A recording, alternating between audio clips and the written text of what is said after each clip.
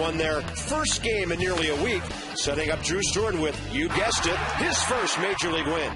Stay tuned as the Nats go for one more piece of the pie against the Mets.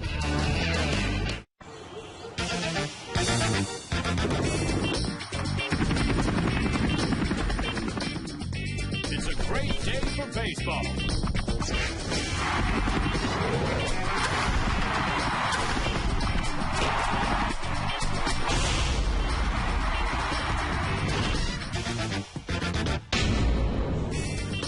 It is a great day for baseball. Beautiful evening shaping up. Warm day in our nation's capital. The Nats coming off a win, a badly needed win last night.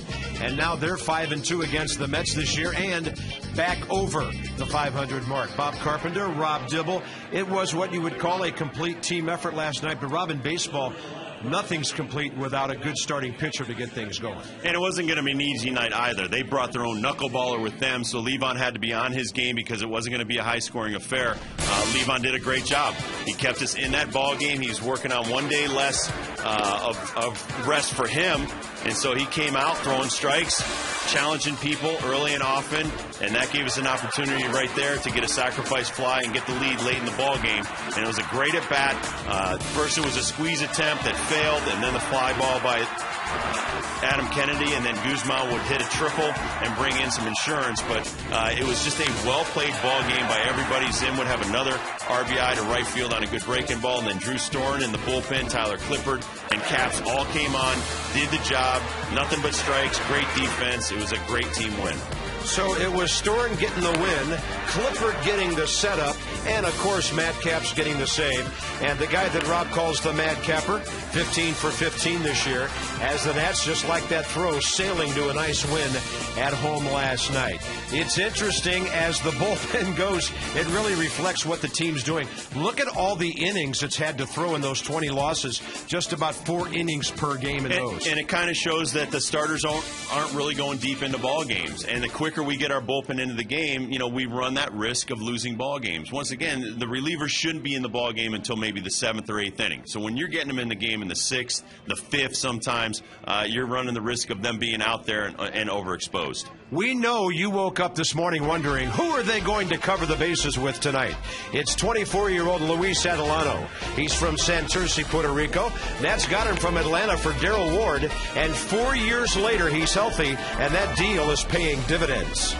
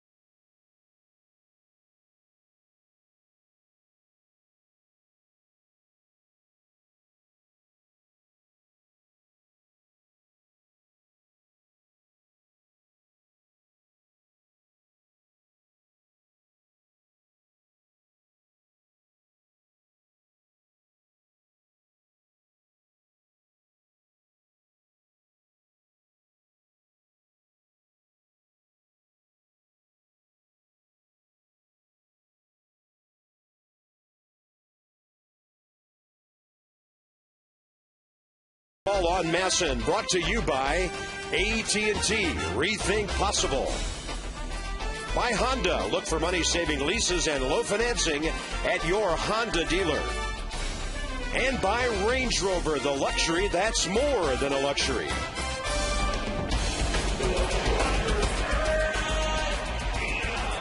Ladies and gentlemen, we present to you baseball weather in our nation's capital. High in the mid-80s today, beautiful. Here at the ballpark, good crowd gathering. A lot of folks still coming down Half Street. The Mets are hitting .242. David Wright is back in the lineup tonight. 0 for 8, leading the major leagues in strikeouts. Angel Pagan. Some of the Mets guys told me that his fundamentals were not very good in years past. This year he's cut down on the mental mistakes, and he's playing good baseball for the Mets, and he deserves to be in there every day, especially as long as Carlos Beltran is injured. You might have noticed Jeff Francoeur been dropped down to the number 8 spot. Luis Adelano is 1-0 against the Mets, had 5 1/3 of shutout ball against them, and Robbie's going for 4-0 tonight. Yes, he is, and he just needs to go as deep as possible into this ball game. He's been throwing way too many pitches and walking way too many guys, so less is more. Go out there and just attack that other team and don't walk anybody and try to go as deep as you can, so be economical. Trust your D. They play great D behind you, so you don't have to walk people, and locate, make them hit your pitch. Phillies won their game today, 5-4 at home over the Cubs, so the Nats right now are 4.5 back of the Phillies. The Mets in last in the East, 6.5 out. Adelano's ready, and so is Jose Reyes, hitting only .210. First pitch on the corner. And you were talking about Beltran. He's not coming back anytime soon. He's barely limping around. He's got bone on one knee. He's wearing a brace, barely limping around the field down in Port St. Lucie. Reyes hits one to right. It's carrying, and Bernardino looked like he was going to catch it, then pulled up and it dropped. So the Mets have their leadoff man on, and for Jose Reyes, first base hit of this series after going 0 for 4 last night. Bernardino, Morgan, and Willingham in the outfield. Kennedy replaces Guzman at second base tonight. Ryan Zimmerman, Adam Dunn across from each other, and Pudge Rodriguez will catch his second game of this series. Next up will be Alex Cora, hitting only .232, but one of the best glove men you'll find anywhere around baseball.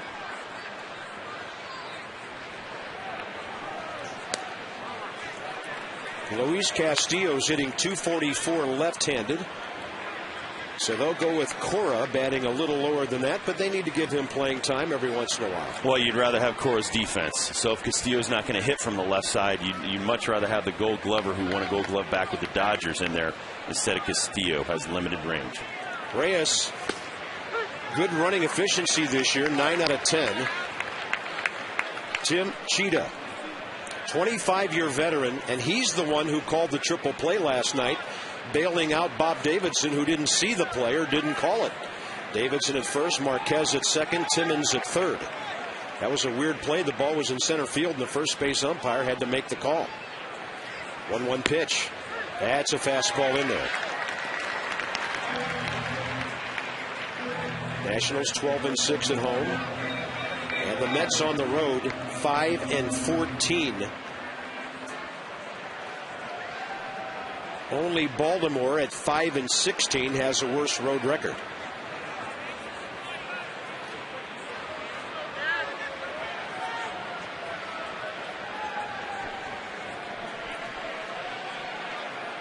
Reyes has a good lead. He's holding.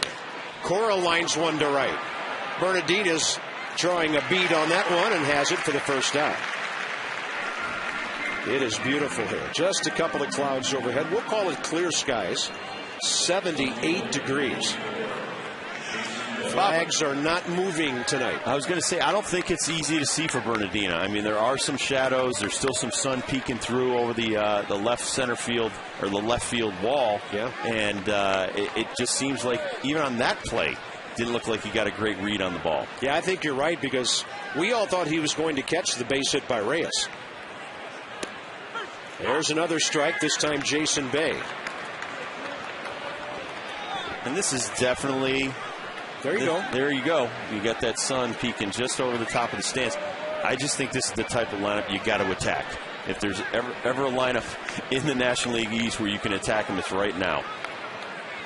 And the Mets just aren't hitting the ball that well together as a unit. But Beltran's injury just kills him. I mean, we know how tough it is when Dunn's out of our lineup. Just imagine that guy and taking his numbers out of the middle of your lineup.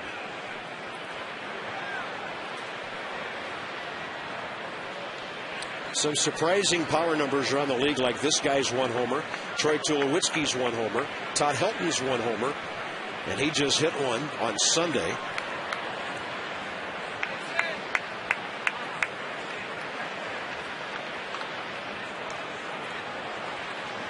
Counts 1-1 as Desmond and Kennedy check with each other up the middle.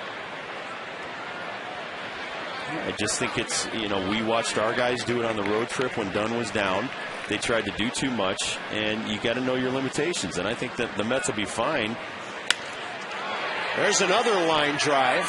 This one in front of Willingham. Reyes stops at second. You have some very good quality players. Bay, Ike Davis, this rookie, is a good-looking player. And David Wright, Frank Core, they all get going, they'll be good. Well, you see the sinker not sinking too much right there. Right in on Bay's hands, but not in far enough. And he strokes a base hit, which you're kind of lucky you got away with. I think if he was on fire right now, that'd probably be a home run. If you're a sinker baller, you got to get that ball down and inside on the shins of the right-handers. Here's Ike Davis.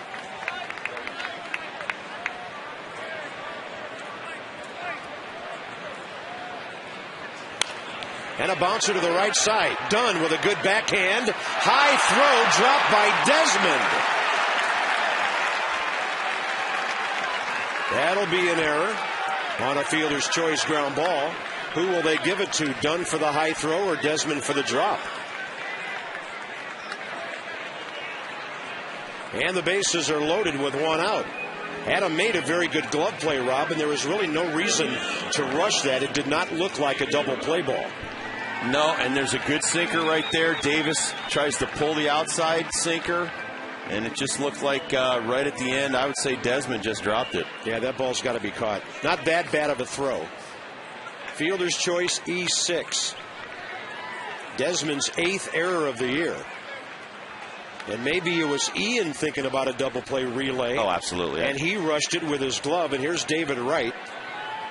You could see by the XMO and H.H. Gregg on our XMO that he was trying to pull the ball out of his glove before he caught the ball. Always take the sure out. David Wright, 55 strikeouts. Most in baseball, 28 walks, 3rd in the National League. He's had 93 at-bats without contact. That's amazing. There's some contact, and the Mets are on the board. A 1-hopper to the scoreboard. Reyes and Bay coming around. All 3 as Ike Davis comes home.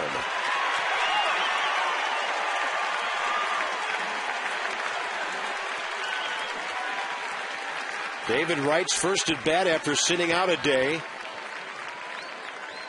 Well, as I said, Bob, this is a good and talented team. They just haven't been showing a lot of it early in the season. Wright, his power is the right center field, so that's right where he wants to hit the ball. And so 3 runs come around. As Adelano still, the ball is way too high in the zone for a guy who's a sinker baller. Needs to get that, needs to lower the level of the ball is what he needs to do. Runner at second, 1 out. Angel Pagan, the hitter.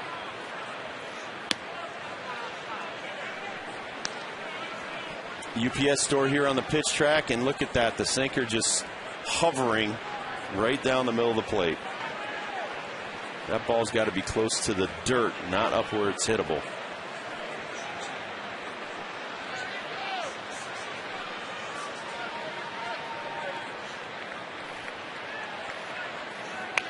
Right off the end of Pagan's bat. That pitch was up again. You got to figure it out. If your sinker's not working, come up with another pitch. I don't care if it's a four-seam fastball, if it's a curveball. That was a changeup right there.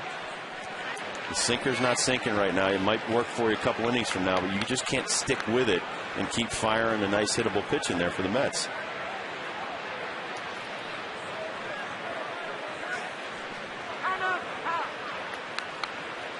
We're going to minimize the damage. You only give up 3. You can work with that.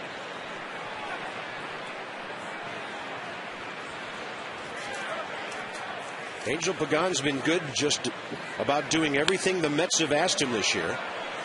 He was let go by the Cubs. Came over here in a 3-player deal, and we had heard that the Cubs were disenchanted with him because of some of the brain cramps he had on the field. But this year, at the age of 28, Pagan has become much better of a fundamental player. Now, maybe that comes with playing every day, because he was never really an everyday guy at any of his previous stops.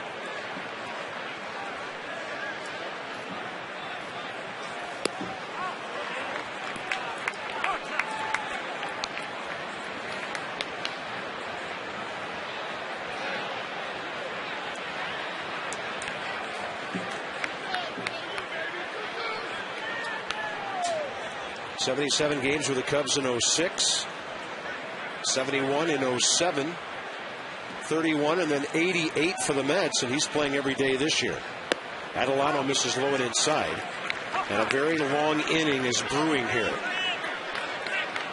Number 7 man will be Rod Barajas, the catcher, who has worn out the Nats with his right-handed power bat this year. And you definitely don't want to hang some sinkers to Barajas. That's right in his wheelhouse.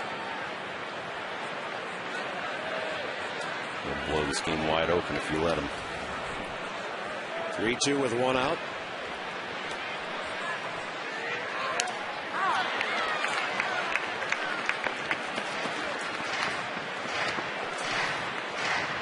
Atlanta won their game today. You may not believe this. 7 in the bottom of the 9th to beat the Reds 10-9. 7. Well, Tommy Hanson, if you believe this, didn't even last 2 innings, gave up 8 runs. Yeah, Reds got 8 in the second. Marlins lost 4-2 at St. Louis. Those are the afternoon games.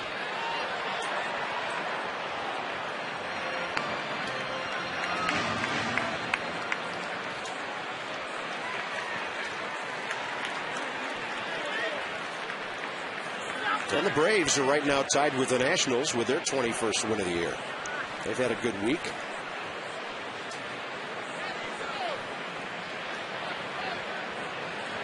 Three-two again with 1 out. Off speed, hit her way out ahead. Well, I like the fact that Adelano and Rodriguez have gone to the changeup. Sinker, not sinking. Doesn't mean that as you go along, and if you could survive this first inning, your arm gets a little bit more tired, a little more whip action, and you could bring the sinker back.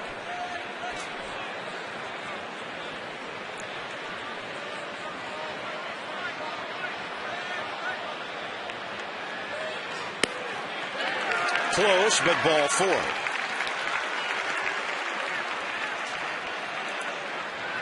First walk issued after 3 hits around an error, and Barajas the hitter. Here comes Steve McCaddy.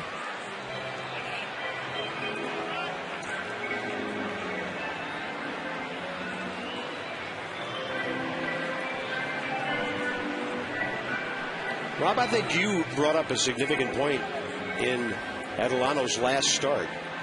We haven't seen him once in his last 4 starts attack hitters the way he did in his major league debut.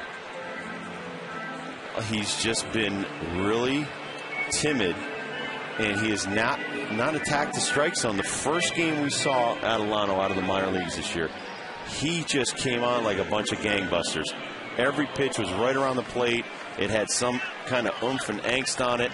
Since then, now he's become a nibbler, where he's just around the plate. He's just, trying to help the sinker get it. You can't. You got to throw the ball. It's even a knuckleballer. You got to throw the knuckleball. You can't just try to aim the ball and try to help it in there. And that was against the Dodgers on April 23rd when he pitched 6 innings, gave up 5 hits, only walked 1 man. There was another intentional. Gave up 1 run against a team that at the time was hitting .311. Then he misses away with a breaking ball to Barajas.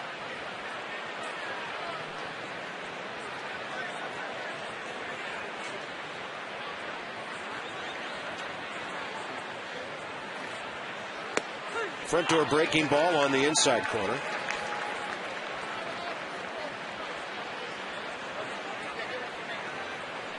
David Wright's big blow, the 3-run double. He's at second.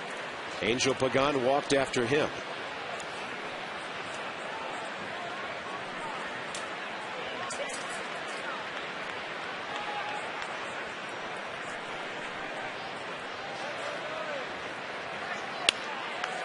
Caught on a line drive. That'll be a 1-3 double play. Not the conventional way to get 2, but just as effective. And the Mets are gone after scoring 3. The Nats will go to work now against John Maine.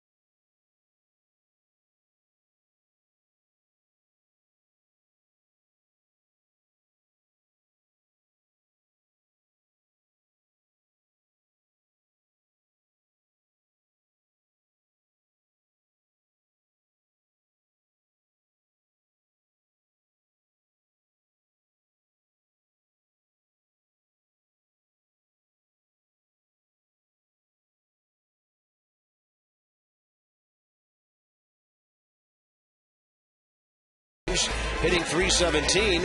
If you narrow it down a little more brief than that, over 7 games, he's hitting .379. Bottom line is Zimmerman's healthy. He's in the 3rd spot every day, and his .322 batting average has him 8th in the National League. Adam Kennedy in the lineup tonight. And here's John Maine, 8-4, 14 career starts against the Nationals, and a 4.11 ERA. Overall, he's only 1-3 with an ERA this year of over 6. 29-year-old right-hander, 6'4", 200. Take a pitch or two. He walks an awful lot of guys this year. He's got 24 walks in 38 innings. We'll say 40. When he's not striking you out almost 9 times per 9 innings, he's given up a ton of hits. And against right-handers, they're hitting .350 off of him this year, Bob. 5 home runs. Actually, .357. 5 home runs and 35 for 98. Resident of Fredericksburg, Virginia. Went to high school at North Stafford High School, class of '99. Then he went on to the University of North Carolina at Charlotte. School that's simply called Charlotte now. And he goes 2-0 on Morgan. Niger squares, jumps away, ball 3. Morgan down to .253 now. He's only 7 for his last 35.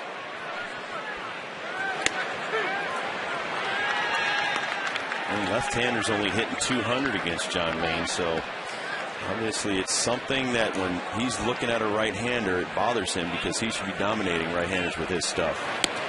That's inside. He walks Niger Morgan right after his team gets 3 runs. Adam Kennedy, 3rd inning at Citi Field on Monday, May 10th.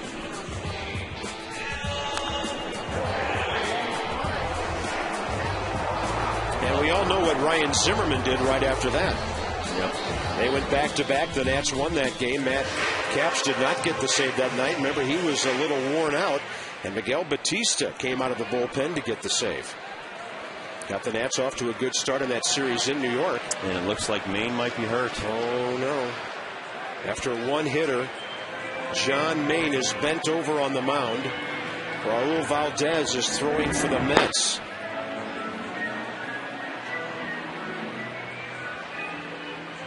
Pitching coach Dan Worthen, umpire Tim Cheetah out there. Jerry Manuel just now coming up onto the mound. No, I think he's done. I think that Worthen's heard all he needs to know. And they're going to probably take him out. Yep, he's done. After 5 pitches, 1 strike, John Maine out of this game.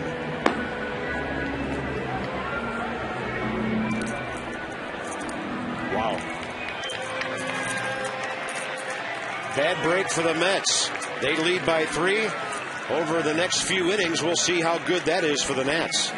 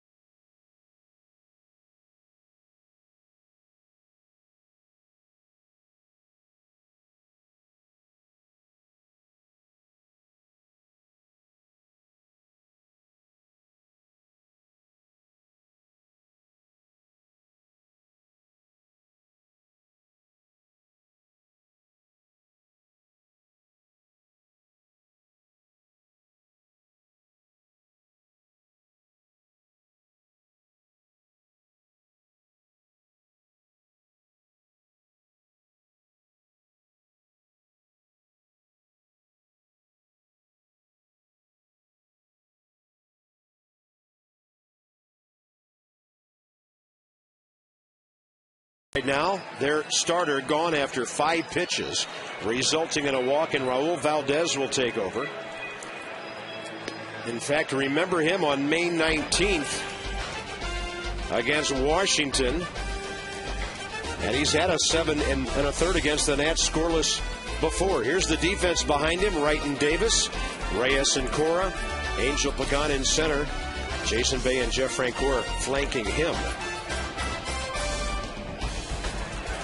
Isn't this the kid out of Mexico?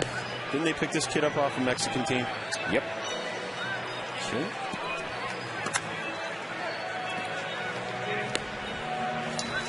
Right-hander is only hitting .208 against him. So, boy, what a turnaround. I don't think Jim Riggleman's going to do a whole lot to adjust his lineup. It's way too early in the game for that anyway. But the Nats got to him for a run in 1/3 of an inning last night, and he had pitched 7 1/3 consecutive scoreless innings. Here's the season series. Close in runs, pretty close in hits. That's the advantage in power. Nats better with runners at 2nd and 3rd. Starters better. And, of course, the saves have been outstanding. That 8th inning at New York on the last homestand kept the Nats from sweeping that series. They led 6-2 going in, lost the game 8-6. So here's a lefty-lefty matchup with Adam Kennedy, who was put into the lineup tonight because the Mets were starting a right-hander. Well, he's done very well. 3 innings against the Phillies, 3 innings against the Giants, an inning against us, 2 innings against Florida. In his last 5 appearances, he's stood out there and thrown a lot of pitches in relief. Kennedy lines one. Double play. Niger Morgan picked off on a line drive. You cannot let that happen when you're down 3 runs. That's as bad as being picked off by the pitcher. Well, we talk about making sure the ball goes through, and as soon as Niger sees it hit, he realizes he's a dead duck. And nice play by Alex Cora, one of the reasons he is in their lineup. He's an excellent fielder. But as you said, Bob, you got to make sure the ball goes through before you take off.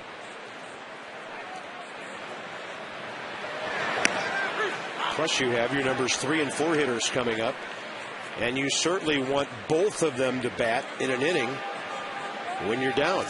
Well, and obviously the Mets knew something was wrong with Maine. They had Valdez already warming up in the bullpen, going along with Maine when he took the mound. Zimmerman chops one down to David Wright at third. Foul ball. Well played by David. He wasn't waiting for the umpire to call it foul. He made the play. But it's the home plate umpire's call in front of the bag, and Tim Cheetah raised both arms. By the way, that closes the book on Maine.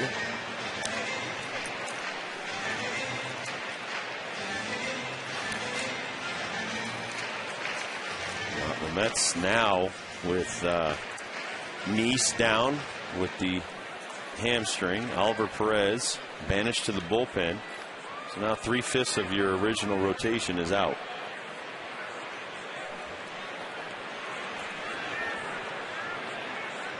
Oh, 0-2 to Ryan Zimmerman. I mean, I'd be calling up Jared Washburn right now. A lot of experience there. Told you the story about Valdez when we were up in New York. He hasn't even pitched in the last 2 years, as he was playing some independent ball. Nashua of the Independent Canadian League, the New Jersey Jackals. He's been all over the place, and he really pulls the string on Ryan Zimmerman. Mets lose their starter. Nats lose the bottom of the first very quickly.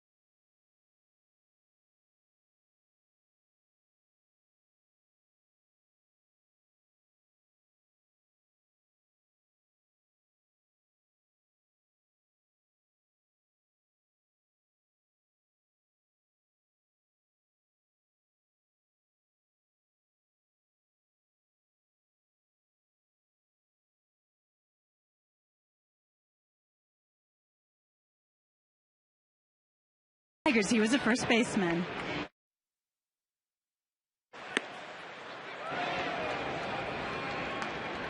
He always telling me, you always gotta work hard, keep focused on your things, and prepare. That's why he always say, prepare for it, mentally and physically. That's why he always tell me. And Luis has heeded that advice. He tries to be prepared every time he takes the mound, guys.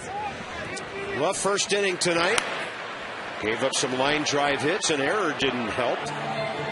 One of those 3 runs unearned because of Desmond's drop. And then he engineered the double play to end the inning by stabbing a line drive. He faces Jeff Francoeur, whose batting average is down to .219. That's when a jam in here.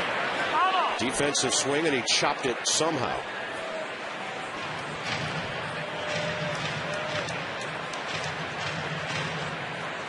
Adelano's 8th professional year. after the Braves took him as the 35th overall player back in 03. Nats got him in a trade for Darryl Ward 3 years later. Braves were in a division race and wanted a left-handed bat off the bench. And even though he was not that far removed from surgery, the Nats went ahead and made that deal. 21 days. 21 days after Tommy John, someone had already scouted him and said, we want him, we'll do the deal. Fastball up, and Francoeur fouls it away. As we said in the first start, he was tenacious. I mean, he came out, he was going to prove everybody that he could be in the big leagues, and man, now he's coming into a kind of a trend of being a nibbler. And a breaking ball popped up to the right side. Pudge Rodriguez is there, Adam Dunn if needed, and the catcher takes care of it for the first down.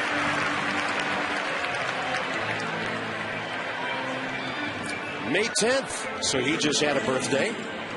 25 years of age now, 6'2", 218. The Darryl Ward deal.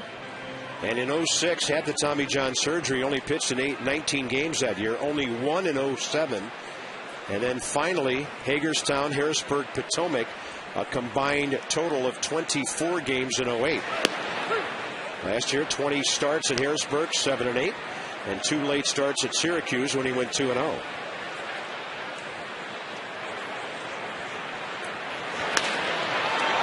Valdez with a base hit up the middle in his first at bat.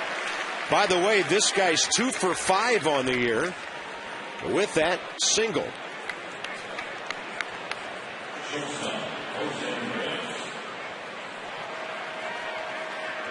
Nice bat. Wow. He must have been a strong young man to be able to swing that thing. Looks like a soccer ball. Common to Puerto Rico as well as baseballs are.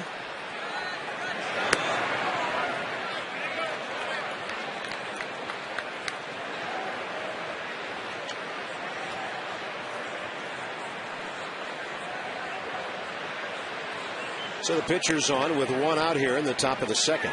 Top of the order, Jose Reyes. And the count's even 1-1 to Reyes, who dropped a base hit in front of Bernardina and got their rally going last inning. Well, and maybe the best thing for Adelano is maybe he came out a little bit too strong after his early warm-up, and now that he's thrown so many pitches, he's up to 35. Maybe he's got a tired arm and give him a little bit more sink. But right now, the ball moving too much. It's jumping right out of the zone, and you don't want to start walking these Mets. You just want to make them swing it.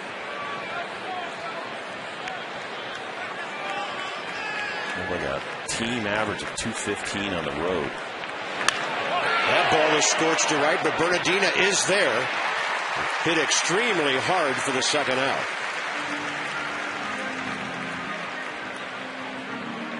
That's another problem with their record on the road. They're hitting 260 up at Citi Field and 215 on the road. Wow.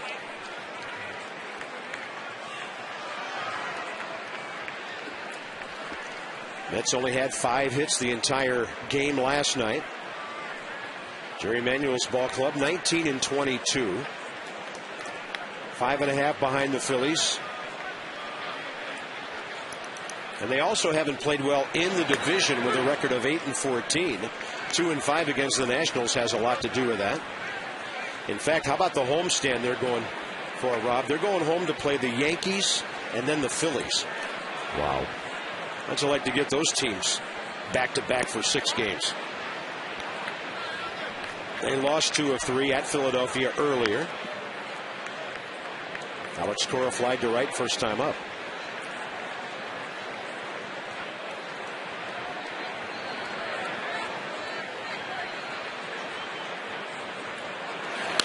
Had him reaching, and a bouncer by the mound. Kennedy to Desmond. Top of the second is over. Dunn, Willingham, and Rodriguez coming up. The Mets by 3. It's still early.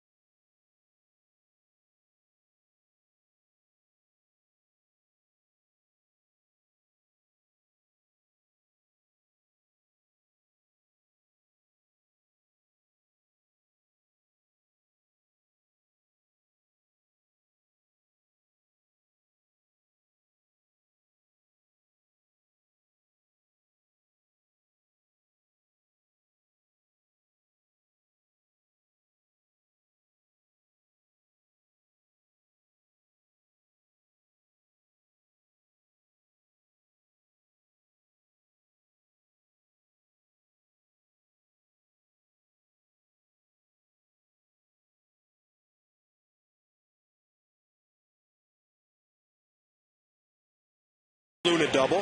All things having to do with deuces. Highest percentage of hits going for 2 bases or more. Kelly Johnson given up on by the Braves, having a really good year. Jason Worth's been among the league leaders in doubles all year. Dunn's in there. Rob mentioned last night Alfonso Soriano's bat heating up. Ryan Zimmerman, great production despite missing some ball games so far. Call for the Luna double. Get your second room of flooring free at 877-241-LUNA. Good crowd on hand tonight. Perfect night at the ballpark. Well, and I know the hitters were prepared to face John Maine. Well, now you got to throw that game plan out the window. Got a left-hander on the hill. This guy wasn't even in the big leagues last year. You should be confident that you can get to him, so start picking away at him. Try to get a run in this inning and try to just nibble away and try to get that score a little bit more in our favor. Valdez on loan from the Tabasco Olmecas of the Mexican League, and then the Mets signed him to a minor league contract April 7th. So the season had already begun. And here he is in the big leagues and having to eat up some innings tonight. Adam Dunn, right field. That's a rocket off the bottom of the wall. He's going to have to hustle. Frank Core's throw. He's in there. Base. Wow. Barely. Those big long legs and. Well, you know, Rob, David Wright's still arguing. He can't believe it. But singled off the right field wall down in the corner here last night, and he didn't run on Jeff Francoeur that time. This ball deadens itself against the wall a little bit more than last night, where it kicked right back to Jeff Francoeur. But remember, Francoeur's got a cannon. He comes up, ball not rolling, a lot of velocity, all arm, beautiful throw, one hopper, and he does beat it. Thankfully, he didn't jam that leg or that knee or that ankle because he came in hard. And the reason David Wright's taking that throw is because they were in the shift. The bounce up of that throw got Adam Dunn under that baseball. Here's Willingham taking a breaking ball for a strike. See how high David Wright's glove had to go? But look at how hard Adam hit that bag. And he might have been out on the tag in between where his front foot and then his back leg hit the bag. He was still tagging him. I have to go back and see that again. I think that's what David Wright was arguing. Yep. A lot of times the sliding runner, his front foot will hit the bag and then he pops up off the bag before the back leg gets there. Definitely one of those times where his size, speaking of Adam Dunn, came into play there maybe with the umpire. Man, I give David Wright a lot of credit for sticking his nose right in there. Oh, yeah. That can't be easy. Now it wasn't even. Now it's 6'6", 275. If that's his weight, he looks about 300. It's not even David Wright's bag. Nope. So the Nats a chance to get on the board. They have their first base hit. Josh Willingham only 2 for his last 12. But he continues to get on base, getting hit by a couple of pitches and walking. So over those 6 games, his on-base percentage is .444. What a great risk. He continues to do the job in situations like this. 17 of his 23 RBIs. The one thing about Valdez, be patient. He's flipping up a lot of changeups, a palm ball, a curve ball. He's not going to velocity you to death. He's going to carefully manipulate the ball, make it do a lot of dancing because he doesn't have a lot of velocity.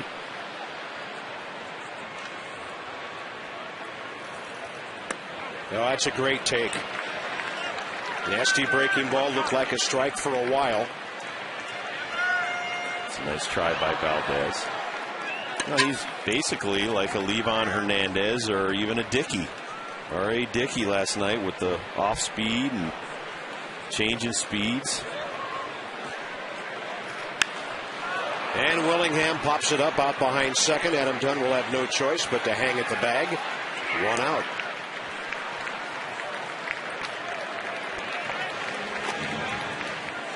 Well, a lot of us stayed up late on Masson last night and watched Steven Strasburg pitch very well at Rochester. Syracuse and Toledo.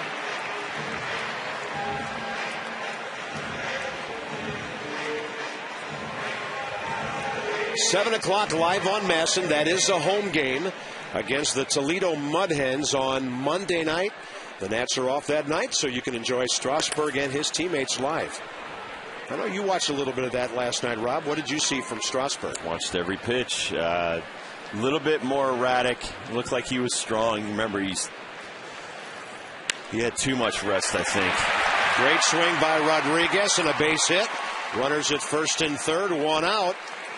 Pudge Rodriguez with his first base hit in this series. Strasburg's pitching once every 6 days right now, so he's got 5 days off in between. Well, with the rain out, it was a 6th day, and so he had a real live arm, which meant he was overthrowing his breaking stuff. There you see Pudge take the breaking ball, pull it. You can't try to do too much against Valdez. If you try to hit home runs with a guy who's throwing balls below your knees and near your ankles, you're in big trouble, and you're going to do what Willingham do, which is pop it up. You just got to try to punch it through there like the knuckleballer. Don't try to do too much. But, no, Strasburg looked great. He threw a lot of strikes. As the game wore on, he got stronger. Talked to Tom Nieto, the manager of Rochester, and he said that their guy had him on average fastball 96 all night. And he said at times he was 99, but he said he was never really below 96. Has a great moving, sinking fastball. Even some of the guys that have major league time, Repko was in that lineup, Jack Jones, Morales with the Twins. They all said that at that age, he's the best pitcher they've ever seen or faced. But it was more of he's very comfortable. The ball comes out of the same location on every pitch, but then it explodes on them with a lot of great movement. And there's a good breaking ball right there by Valdez that, see the umpire just stand up and say no, but that's still a good pitch. 2-1. Now Strasburg's going to be what Strasburg is. He's a power pitcher with one of the best breaking balls for strikes I've ever seen at his age. I didn't even have a breaking ball at 21 years old, and it took me another year to learn mine down in Puerto Rico from Ed Figueroa. So for him to be so polished, he's going to make young mistakes up here. Bernardino left field line, just foul. But he should be allowed to make those mistakes. The one thing that's really infuriating to me is people saying he's going to be the best there ever was. He's a phenom. It's not fair to Steven Strasburg. Let Steven Strasburg come up like any other young rookie, make some rookie mistakes, and not be in a fishbowl or under a microscope every pitch. It's unfair to him. I mean, Sports Illustrated and all these other people were covering him last night. I mean, it's a minor league game. You know, it's not the major leagues. He hasn't gotten to the major leagues yet. You should treat him when he gets up here as a major leaguer, not until then. Big spot for Bernardino, 2-2 pitch, and he chops it foul. I talked to Don Baylor up in Colorado about David Clyde and all the pressure that was on him. I talked to Ben McDonald, a first pick overall years ago, and he said it always weighed heavily on his mind. He was trying to live up to the contract, live up to the slot that he was drafted in, and we just want the kid to come up and do his thing every 5th day and try to help this ball club win, not go out there and be like some kind of freak show that they're trying to make it out to be. 2-2 pitch. Bernardino pulls it. That'll get a run home. He'll have to hurry. They can't double him up. Oh, my goodness. And the throw by Jose Reyes way off line as Pudge Rodriguez went after him. So the Nats are on the board. It'll be an RBI for Bernardino. Well, there we go. I'm a little surprised they even relayed that ball. I don't know why Jose Reyes did that. Plus Valdez was covering first base, and he's going to look at it on the replay up on the big board. But Valdez does a nice job getting over here. Here's the H.H. Gregg Exmo. Pudge Rodriguez coming in hard. And I think right at the moment he was releasing the ball, he realized that Ike Davis wasn't around and Valdez was covering. Yeah. And in that confusion, the ball went into our dugout. Well, that replay showed me that Valdez was looking for the bag and wasn't even turning for the throw yet. Which is kind of dangerous. That ball popped up by Desmond and caught by Alex Cora. Well, the Nats scratch out a run. They're a third of the way back from that 3-run Mets inning.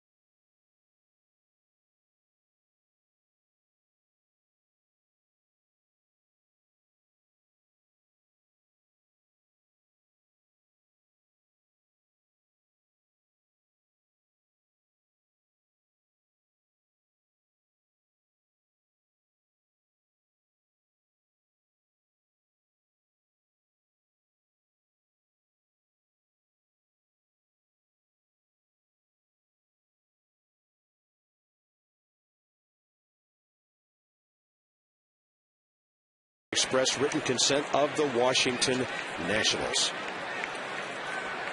Jason Bay with a base hit first time up that set up the Mets' big inning.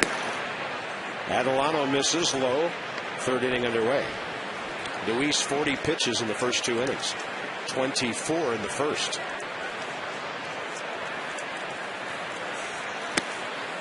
The one thing that Tom Nieto did say about Strasburg is that, you know, his team made a couple of errors behind him and stuff, handled it beautifully, pitched out of trouble. He said he couldn't be more impressed with how polished this kid is for how little time he's really spent on the mound since high school. You know, last year we talked about it, 110 innings coming out of San Diego State, about another 40-50 instructional league, the Arizona Fall League, and now he's got about another, 40-plus innings. I mean, he's very polished, and what I mean by that is a lot of kids his age are just out there and their ball is all over the place. They're very erratic. Their mechanics are erratic. It's kind of like Chapman with Cincinnati, where you can really tell the difference when he goes to throw a breaking ball between his breaking ball and his fastball. And hitters are going to recognize that at this level. If you change arm locations to deliver the ball, you're going to get in trouble up here. But he repeats delivery. The ball comes out of the same arm slot all the time. So, you know, when he gets here, welcome to the big leagues. But it's like even Tommy Hanson and some of these other great young pitchers. They're going to have days like today. Hanson gave up 8 runs in less than 2 innings. Good hitting lineup sometimes will make you pay.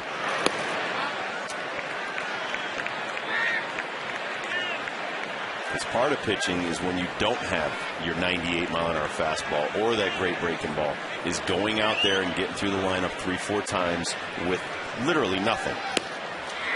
Beautiful pitch away from Bay. Had him reacting late. And Luis Adelano gets his first strikeout. Good movement on that pitch, Bob, too. I mean, maybe the 40 pitches so far, and I'm not kidding about this. You need a tired arm to be a sinker baller, and that had some really good movement late in the delivery, and you see it moving away from Bay. He tries to just make contact to stay alive in the at-bat, and he can't get to it.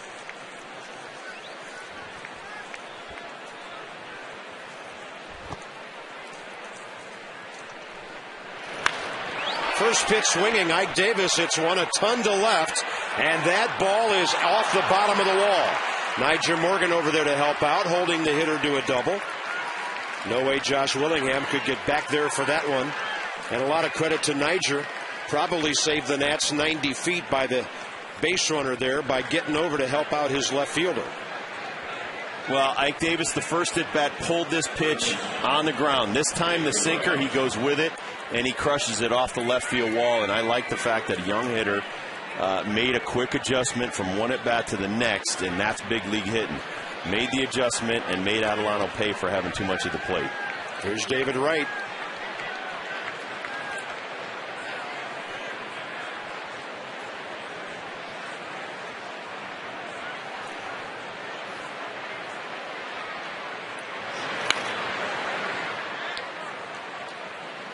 So David Wright breaks an 0 for 8 with that double.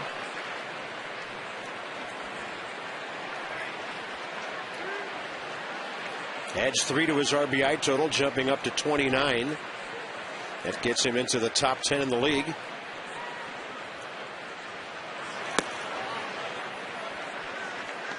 One ball, one strike. Well, we've even seen like a David Ortiz in Boston has hit almost 500 over the last week, added a bunch of home runs. I mean, it can turn around that quickly for you. Adam Dunn had a bad April as far as his power numbers go, and now he's right up there. What has he got, 9 home runs? 9 home runs, 19 RBI. The good hitters will hit. Bay will hit, no doubt. Wright's going to hit. Francoeur, on the other hand, I mean, he was so quick, Bob, to the ball up in New York, and now he's almost back to that big, long swing. Yeah. 1-2 to Wright. Jammed in. Sounded like a broken bat. Niger Morgan will take that pop-up. 2 outs. Why did he do that? Last night, Angel Pagan became the first player in 55 years to hit an inside-the-park homer and take part in turning a triple play in the same game. It was a Cabot Woodstein legendary performance. And the last to do that, yeah, there's been somebody else who did it. Ted Kaczynski of the Phillies on September 25th, 1955, against the then New York Giants. That was legendary. That coupled the inside the park home run and the triple play, something you hardly ever see one of them, and we saw both in one game. So here's Pagan, who walked his first time.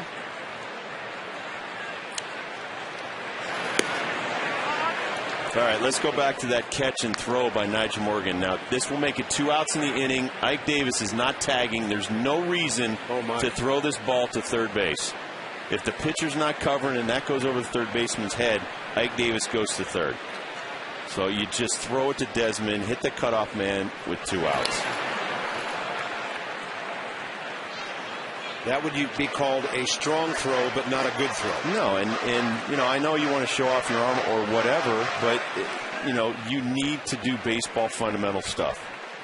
And fundamentally, that just there was no reason for that throw to go to third base.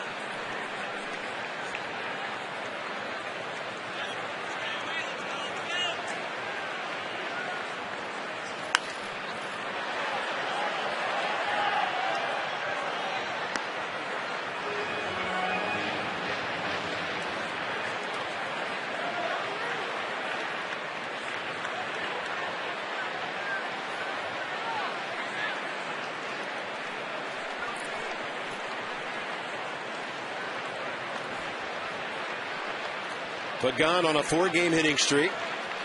On a 1-2 pitch. Off speed. Popped him up. Adelano's making some good pitches now. Adam Dunn is there. The Mets are gone into third. They've stranded their third runner. Adelano will lead off. It's a 3-1 game.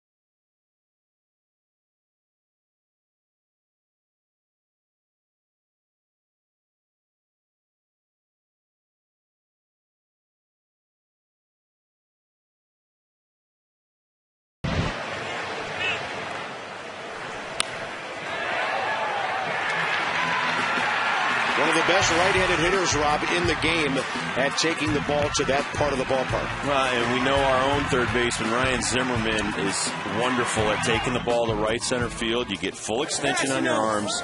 You get a lot of power generated from the lower half to go with the pitch right there. And David Wright, that's a good sign if you're Howard Johnson, the hitting coach, and Jerry Manuel, that your guy is coming out of it, because for him to sit back and take that ball to right field on a guy that's supposed to be a sinker baller, that's a good job by Wright.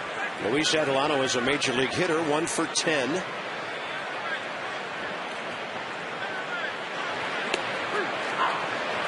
Breaking ball in there. Oh, look at that. The Dodgers. We even have the red numbers like the Dodgers on the front of the shirt. Gotta like that. Was he waiting tables somewhere? I love pictures of kids. He's probably going to church or something. Mm-hmm. Cute. Very nice. No, the Santurce, and I think they're called the Crabbers. Santurce down there are basically look like the Dodgers for the Puerto Rican League. So their whole stadium and everything. Gabriela Mistral High School in San Juan is where he graduated from before signing his professional contract with the Braves in 03 at the age of 17. Nyjer Morgan walked and then was doubled off first on a line drive to the second baseman.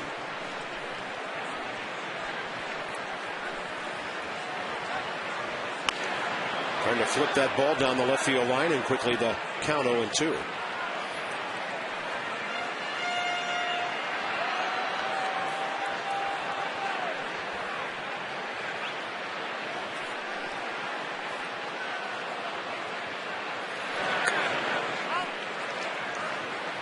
Valdez in his third inning of work, he's thrown, well, in his first 2 innings, 22 pitches, 15 strikes.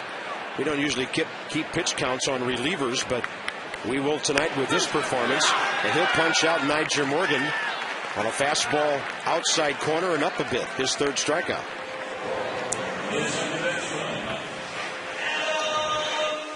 UPS store here on the pitch track, and he just a quick little fastball after all the palm balls and curveballs. Generous call. Yep, generous call, but he's around the zone and he's around the knees, and so he gets that call. Here's Adam Kennedy, who hit the ball hard but lined it right at Cora first time. And he was the first batter facing Valdez.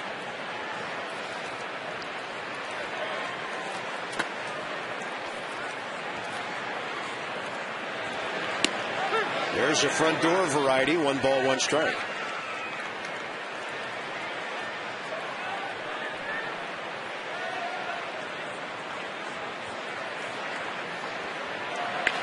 Kennedy has to hack, and he gets himself a base hit. That's amazing that Reyes got to that ball. What range. That's important. Anytime one of your 2 guys can get a hit after the pitcher leads off and get your number 3 batter to the plate in this inning, representing the tying run. Get the range by Jose Reyes going behind right at third base just to pick that ball off. You have a shot at throwing out Kennedy, but it just shows good hustle too. Ryan Zimmerman struck out swinging first time up. Fastball tails outside.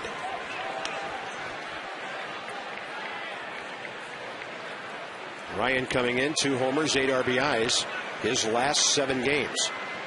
Both of those on a rainy night in Colorado, the homers.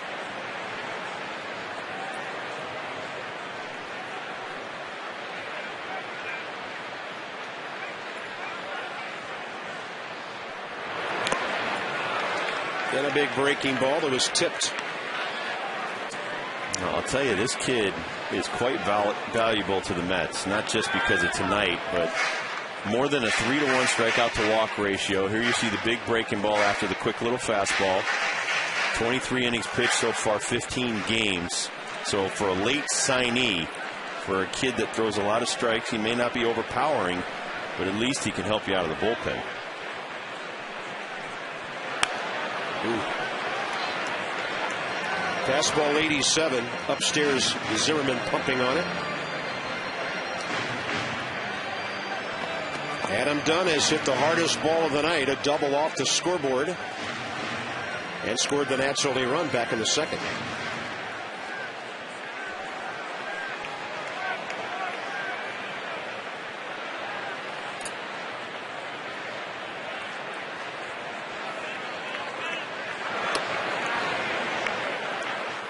All right, let's show you one of his pitches. This is the palm ball with the Exmo. Look at that. No fingers actually gripping it.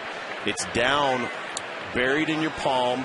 And so with the same action as a fastball, there's not going to be any velocity, and you see it turning over. And so Zim swinging and missing, you're looking fastball, fastball, fastball, and then it's about 10 mile an hour slower than his good fastball.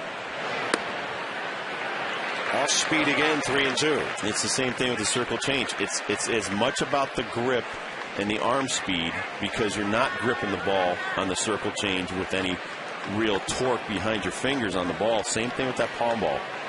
He threw a great ball like that, but he only had 2 fingers off the ball. Was Gagne. Eric Gagne. He had one of the best changeups to go with that 95 mile an hour fastball. Kennedy on the move here. Zimmerman gets jammed, and the ball going down the left field line. It'll get out of play.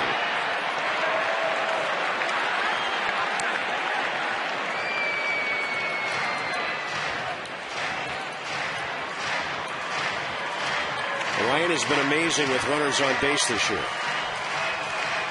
He finally has enough at bats to get back in the batting race. Came in at 322, number 8 in the league. In fact, coming into this day, Ryan Zimmerman had the same batting average as Albert Pujols.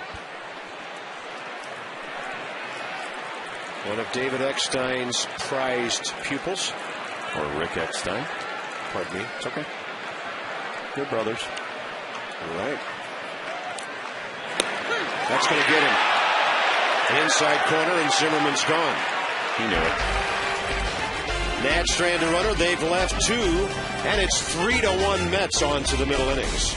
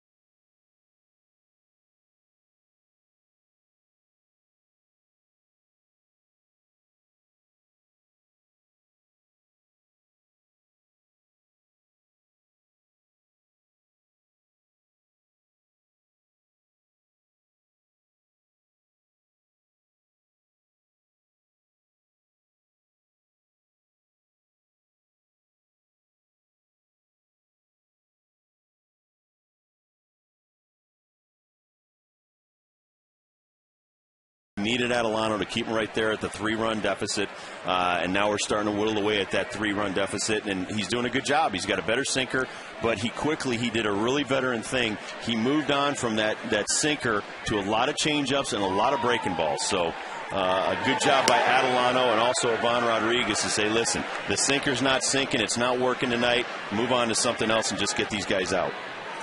Rod Barajas leads off, top 4. Lined into a 1-3 double play.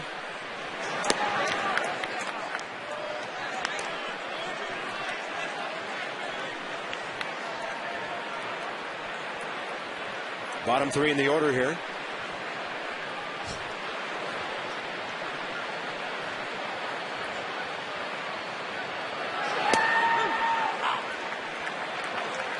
It's like a little cut fastball.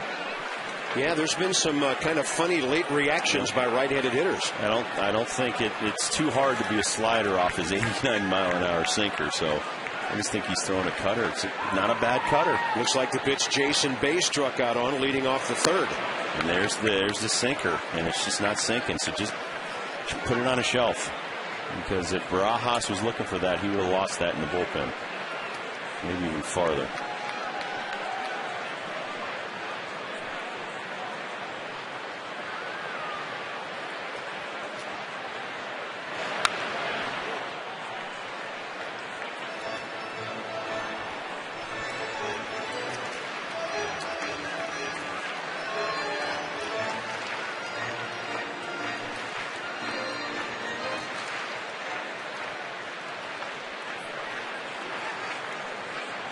Mets have out hit the Nationals 5-3, leading 3-1.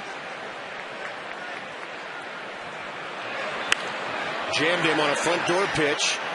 There appears to be room for Zimmerman and the shortstop Desmond over there to call Ryan off. How about that? Rookie calling off the Gold Glover. I like his assertiveness. Well, he lost it. It's that haze, that afternoon haze before it gets dark, and Ryan lost the ball on the way up. The only man to play in each of the Mets' first 18 seasons. Ed Kranepool, Buddy Harrelson, Cleon Jones, or Jerry Grody. First 18 seasons? I think it's Jerry Grody. I think it's Jerry Grody, too. What a good catcher. Man, you talk about a guy that pitchers love to throw to. I don't think Jerry Grody ever got the credit he deserved for being one of the best receivers of his generation.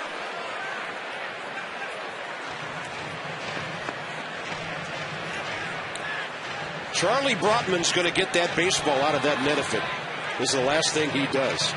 Come on, Charlie.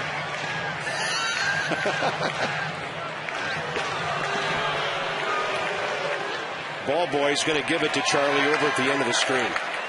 H.H. Gregg right here, and you see it break the bat because he jammed him. And you want to talk about getting someone's kitchen and some jammage. H.H. Gregg there with the Exmo. 2-1, missing Illinois. One of our favorite guys here in town, Charlie Brotman, came up and visited Rob and I in the booth. Always loved seeing him at the ballpark. A very, very good friend of Mark Lerner. Oh, that was a hanger. Francoeur waited for it. Willingham gets over to cut it off. And for Jeff Francoeur, a one-out single. That's his second hit in this series. That'll give the pitcher a sacrifice opportunity here in the fourth. And while you're on Mark Lerner, we really hope that Mark's all right. Mark was struck in the face during batting practice and injured, so we hope that Mark Lerner's okay. And if he's watching the game, Mark, we'll get back here soon. Our best to you, sir.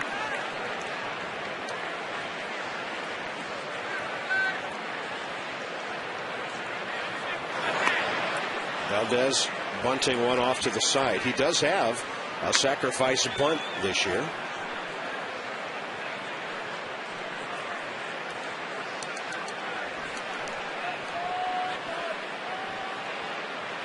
Had never pitched in the major leagues prior to this season.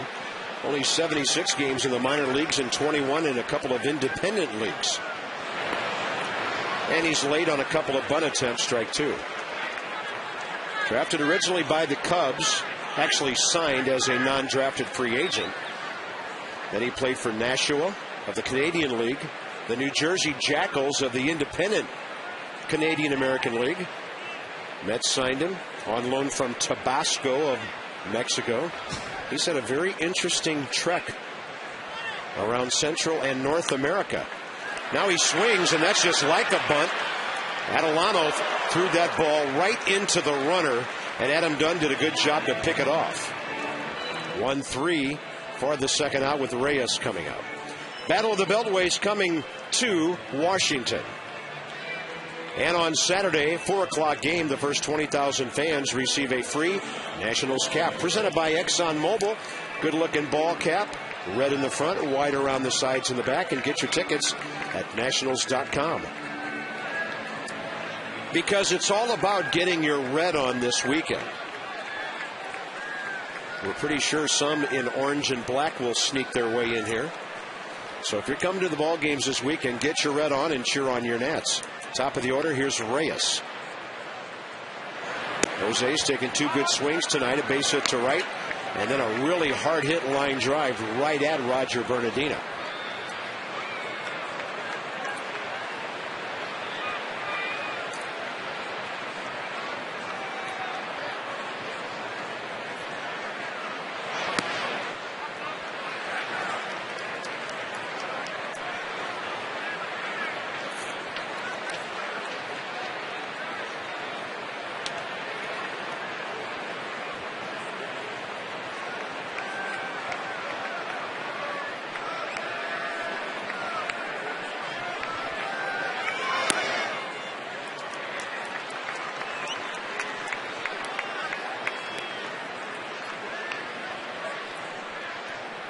Rather odd report to pass your way for John Maine. And now they're going to go ahead and walk Reyes and take their chances with Alex Cora. Evidently, Rob, during his pregame bullpen, his velocity was way down, and Dan Worthen didn't like the mechanics or the delivery of John Maine, and he's been removed from the game for precautionary reasons. That would explain why they had somebody warming up. Yeah, and I think that when it's great that Dan Worthen noticed something wrong, not just because of the velocity, because it's just, you know, when a guy's laboring and you know when a guy's not right and not throwing correctly as far as mechanics go. Get him out of there before he maybe hurts his arm. And if it is some kind of arm issue or any other part of his body could lead to an arm issue, you don't want to risk it. So you got to get him out of there, and then you got to do a battery of tests to try to figure out what's wrong with him. A lot on the pitching coach's mind tonight with his starter gone after 5 pitches. And then Raul Valdez comes out of the bullpen. He's done a pretty good job so far. Adelano is ahead of Alex Cora, who's 0 for 2. Pulls it for the 3rd time, and Adam Dunn picks it off. One of Adam's best glove plays of the year on that hot shot. The Mets have stranded 5. Adam gets to lead off after that defensive gem.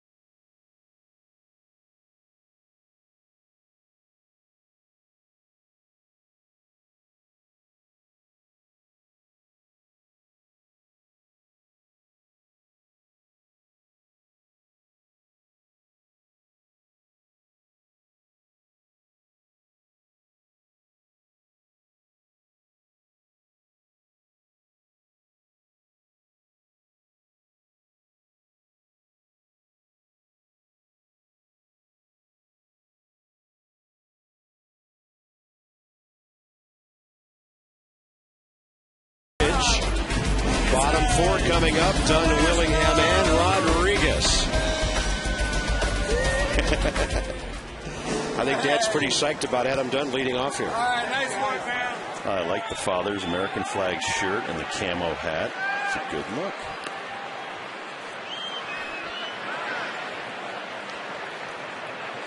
Adam Dunn has hit 2 of the hardest balls that have stayed in this ballpark all year the last 2 nights. A single off the wall last night, double tonight. And this time, Valdez has him reaching. That'll be handled by Ike Davis. Bringing up Willingham and then Rodriguez in the Washington fourth. Here's the Geico President's race. You know, if Teddy would just not take the early lead every night, he might have something left. George has won 9, Tom 7, Abe probably 20-something. Let's see, this is the 19th home game of the year. So Abe is not dominating like he has in recent years. There's Willingham, who popped up first time up.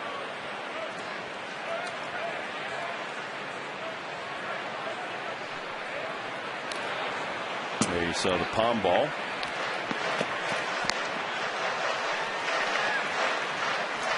I just have a good feeling about Teddy this year, Bob. I think Teddy may win a race.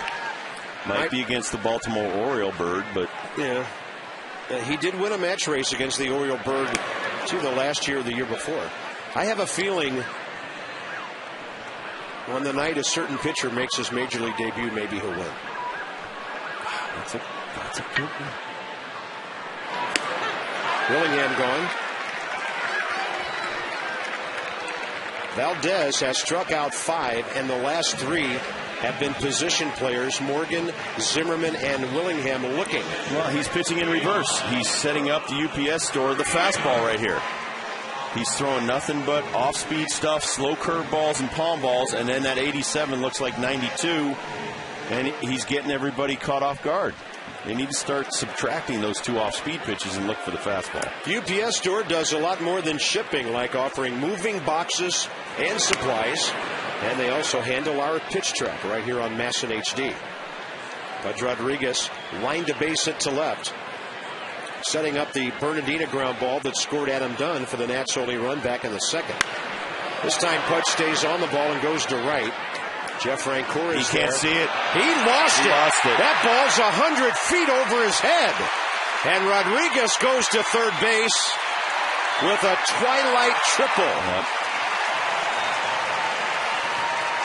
Jeff Rancourt came way in, and the ball hit out probably 30 feet short of the track.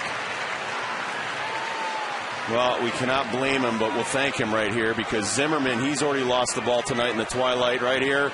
Puts his hands up. He knows I got no shot. Then all of a sudden he sees it, and it's way past him. He was getting a little help from Alex Cora there, but it was too little too late. Well, now you got to take advantage of that. You got an extra out.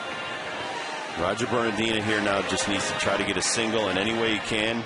Punch it out there. Pudge Rodriguez, first triple as a National.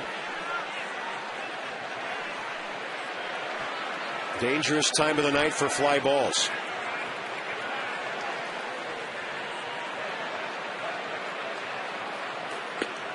Outside, Bernardina pulled the ball first time, 2 first for the RBI grounder.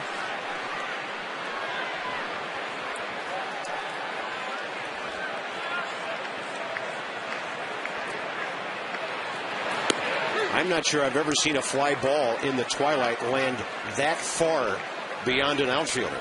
That's a pretty generous call right there. The way we're looking down on here, that pitch was outside. And Rancourt saw the swing and thought he should be coming in. Breaking ball outside, 2-1.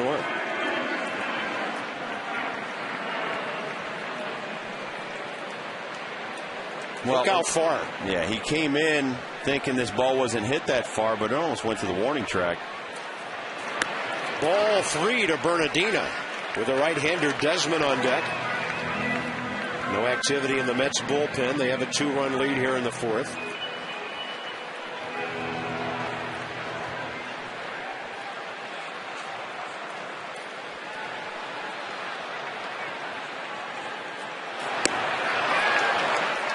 And the count is full. Roger came in batting .367 in his last 9 games. He had a great road trip, starting with that 2-homer game in New York. Late reaction, he's gone. Nationals get a break on the triple and are still a ball club hunting for 2-out RBIs lately.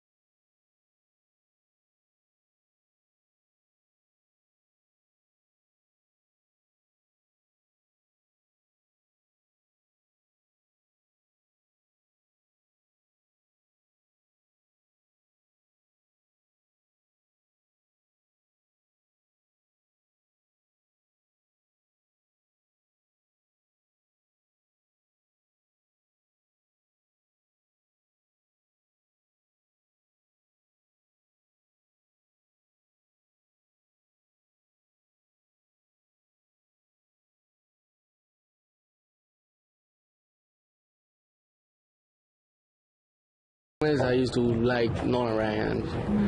That was my role model player to follow. I used to be, all-around player when I used to play Little Leagues and all that, but then I eventually, as a pitcher, that was my guy. Nolan Ryan, yeah.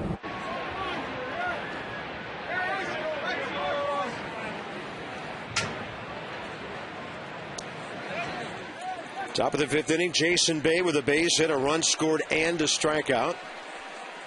Adelano comes into this inning having thrown 75 pitches to get 12 outs.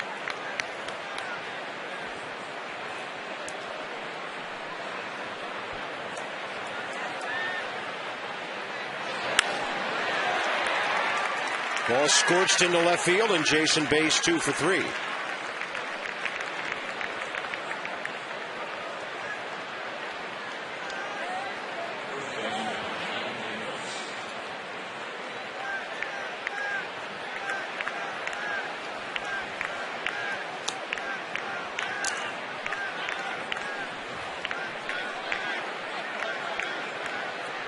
Mets had their leadoff man on for the second time tonight, and here's Zach Davis, who went opposite field and jacked a double off the left field wall last time up.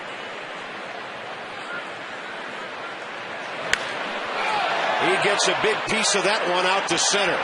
Nyjer Morgan at the wall, off the wall, and the runners will end up at second and third. Morgan went back, gave up on the ball, and then it hit the wall. And the Nats outfielders have had some interesting times these last couple of games on balls hitting off the walls.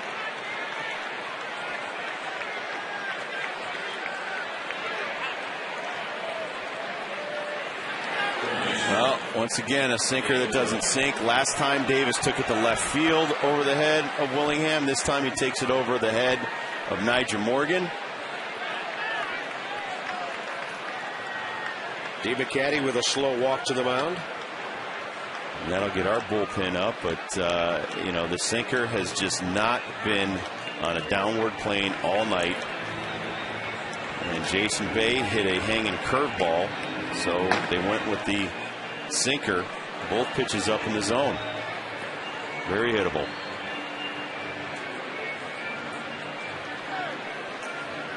Join us here this weekend for the Nationals' 5th annual food drive. Fans can drop off non-perishable food items here at the ballpark at the center field gate.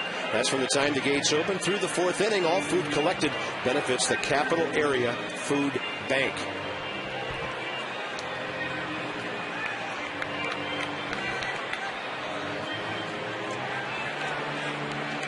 A lot of pitches.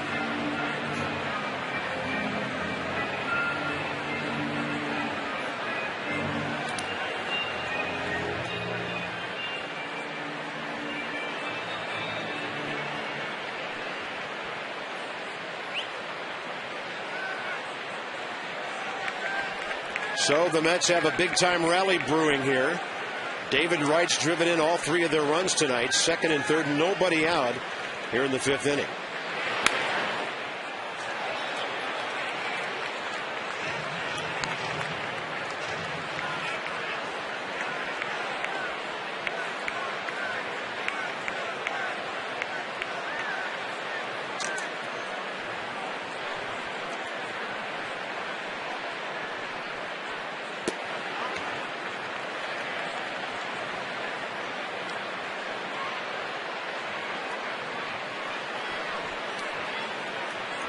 Single by Bay, double by Davis.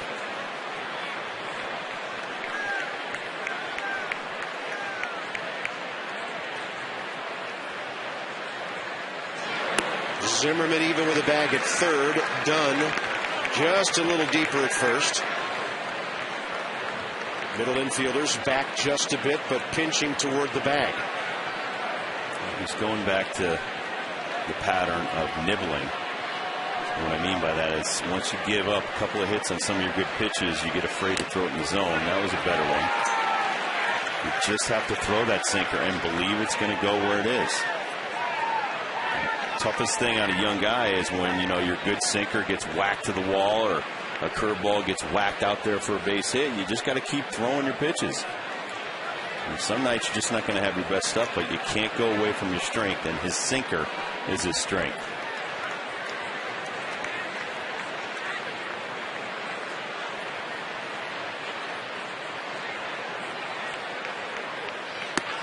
And David Wright takes it low and away.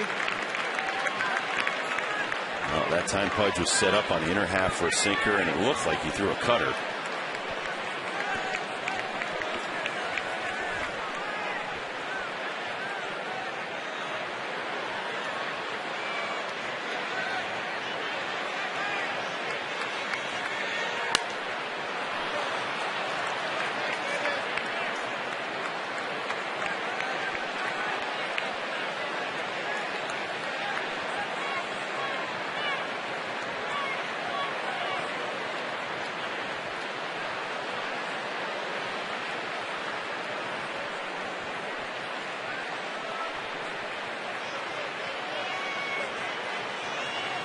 Full count pitch. High in the air to center.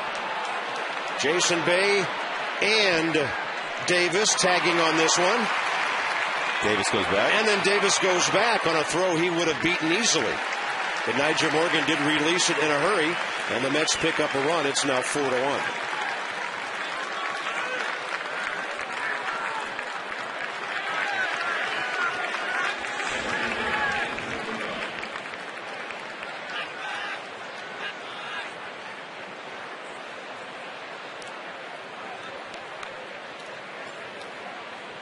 And Niger, I don't know where he was throwing it, threw right over the head of the cutoff man. Davis quickly got back. And the reason I keep harping on that is because if the pitcher's not covering or backing up Zimmerman and it gets by Zimmerman, Davis could maybe score, or at least go to third and move up a base. And you don't want to give, we're not the type of team where we can give extra bases and extra outs to the opponent. Some strange times in the outfield these days.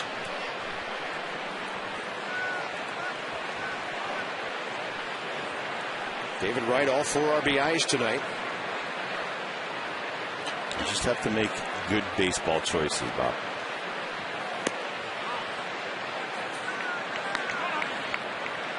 Sometimes instead of diving, lay up, let it be a single when you have a lead. Same thing goes for pitching. You got a 3-4 run lead. You want to start walking guys. You want to make sure guys earn it. It doesn't mean throw batting practice. And here, you don't have your best pitch, your sinker. You got to figure it out with the changeup or the breaking ball if you're Adelano. Even the cut fastball has looked pretty good tonight for Adelano. I don't know why he keeps going away from it. Second hitter in 2 innings, and Nats fall behind, so they decide to walk in.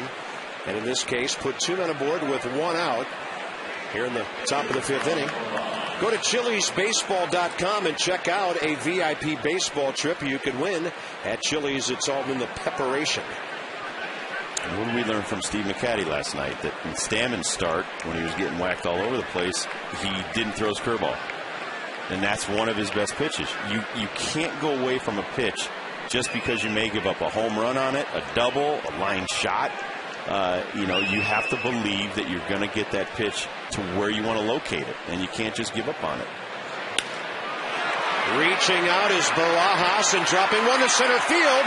Forced play at third, and Zimmerman can't get the ball because Morgan's throw went sailing. Niger kind of just goosed that ball to third base instead of firing it, and Ryan was trying to stay on the bag for a forced play. I guess they'll have to just give the hitter a base hit, and the bases are loaded. Like you said, Ike Davis, actually Wright going back to the bag. See, if Niger, he just threw that ball on the run. If he would have planted and fired, they would have had the runner. And right now, Jim Riggleman's going to pull Luis Adelano. So the bases are loaded with 1 out. And in this series, whenever the ball goes in the air, whether it's twilight, triple plays, or whatever, we are seeing some very bizarre happenings. Michael Morse will take over in right field for Roger Bernardina, and Adelano is out of this game after 4 1/3.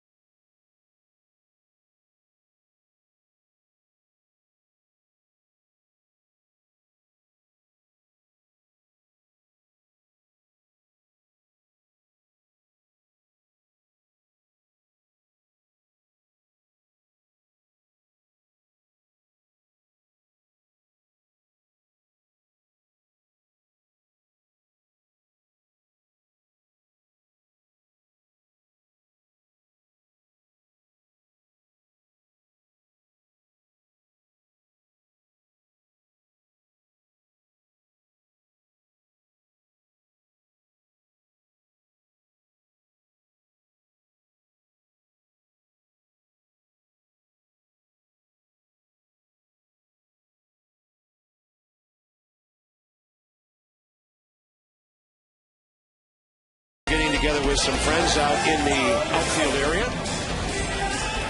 Dads and their little guys cheered on the Nats here. And watching some baseball that's not exactly great fundamentals here. Michael Morse, he wants to be called Michael now, takes over for Bernardina in right field. And he'll be batting ninth on the double switch that brings Tyler Walker into the game.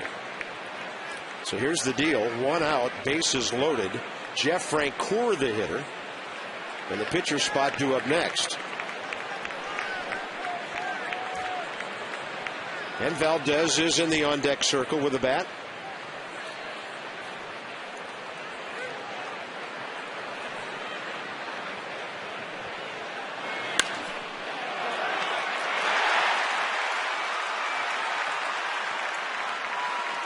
And 2 runs on that single up the middle by Francoeur. And the Mets are on the verge of making this very one-sided. It's 6-1 now. Runners at first and second. Francoeur's 3rd hit of this series.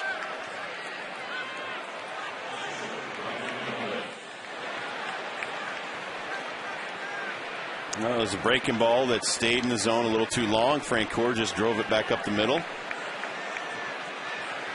And so I guess the move to the 8 hole for Jeff. Yeah. How do you see good pitches hitting down there? But he's 2 for 3 tonight. And here's the pitcher, Valdez, who's 1 for 2 tonight. And as good as David Wright's been with the bat, Valdez may be the most valuable Met between the lines tonight, coming in after John Maine was pulled after having thrown 5 pitches and walking Niger Morgan to lead off the first.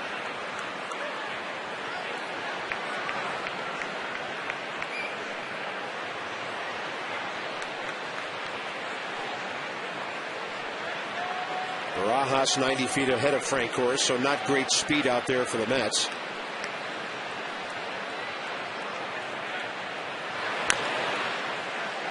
And a ball tapped foul. Pudge was waiting for that thing to spin back into fair territory.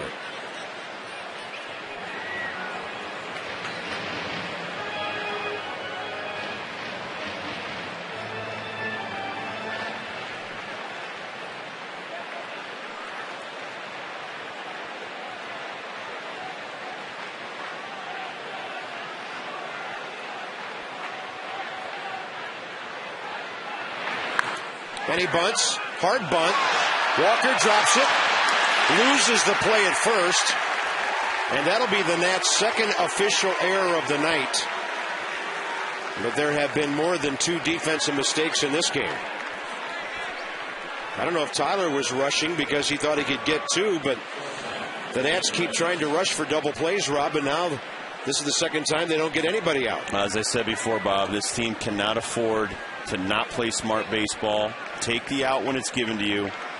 Don't try to make these Herculean plays. And did you see Pudge was pointing at third on that play? It'll be a sacrifice for the hitter, E1 on Walker. Try to stop a rally. You just want to take sure outs. Reyes, little pop fly, and Zimmerman falls down. And the Mets score again at 7-1. Ryan was playing shallow because of Reyes' speed. When he tried to go back, he fell down. It's a clean base hit. This diamond looks like it's haunted tonight. Good pitch right there. Gets Reyes to go down and get it. He barely gets a piece of it. And as you said, Zim, who is a Gold Glove third baseman, gets his legs tangled, and to use his words, Ryan Zimmerman said, Exmo can make you look great or make you look real bad.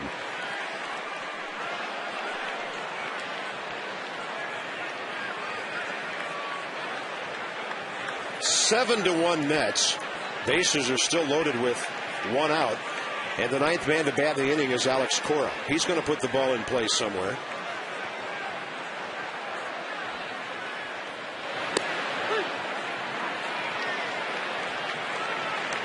all these runs charged to Adelano. Not all of them will be earned.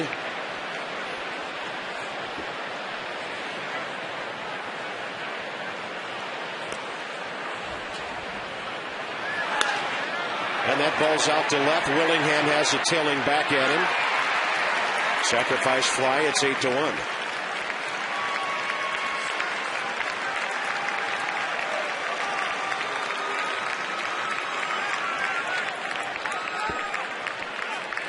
And Jason Bay, who led off this inning with a base hit, will bat again.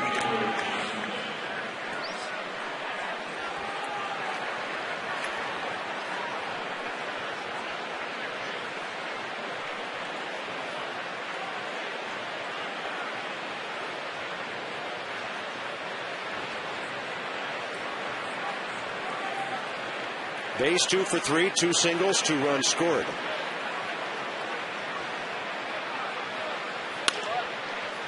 Right side, Adam Dunn. Strange days indeed, John Lennon said. That was a most peculiar top of the 5th.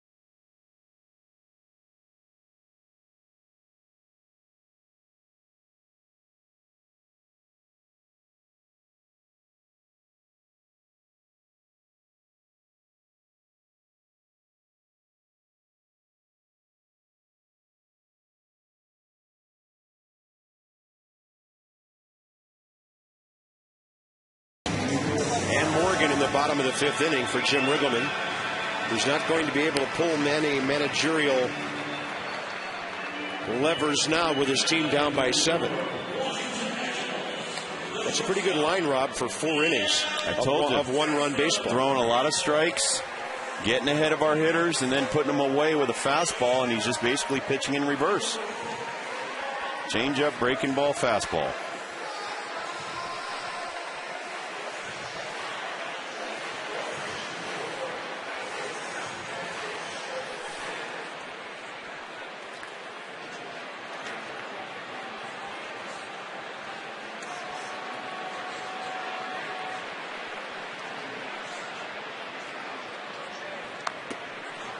Now, the one thing that we're not seeing a lot of is improvement from some of our starting pitchers. And,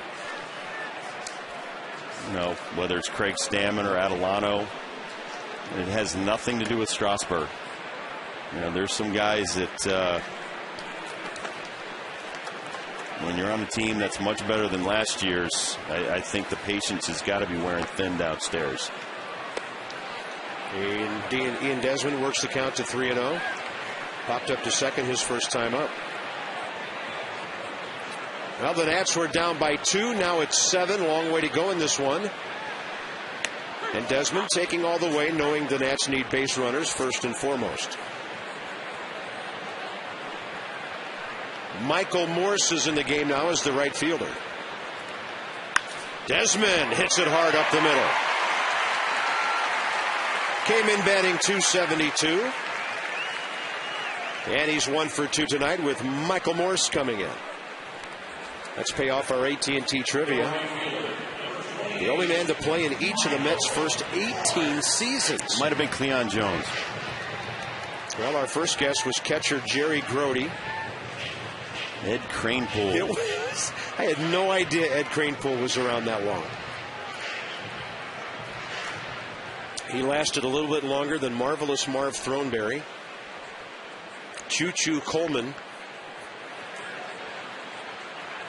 Richie Ashburn, for that matter. Might be some of the original Mets. That ball near the scoreboard and caught by Pagan. Just missed. Who hasn't done one thing wrong in this series. Well, Michael Morse cut all his hair off, changed his name. Looked great in batting practice. That ball was driven a long way the opposite way. Got to supply your own power. Looked like an off-speed pitch.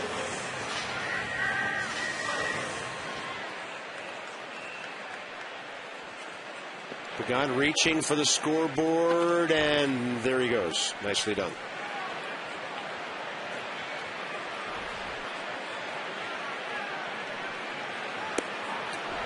Top of the order, Niger Morgan.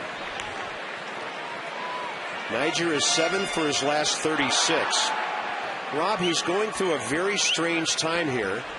Opposing catchers have stopped his running game for about the last week and a half, and now he's doing some odd things in center field.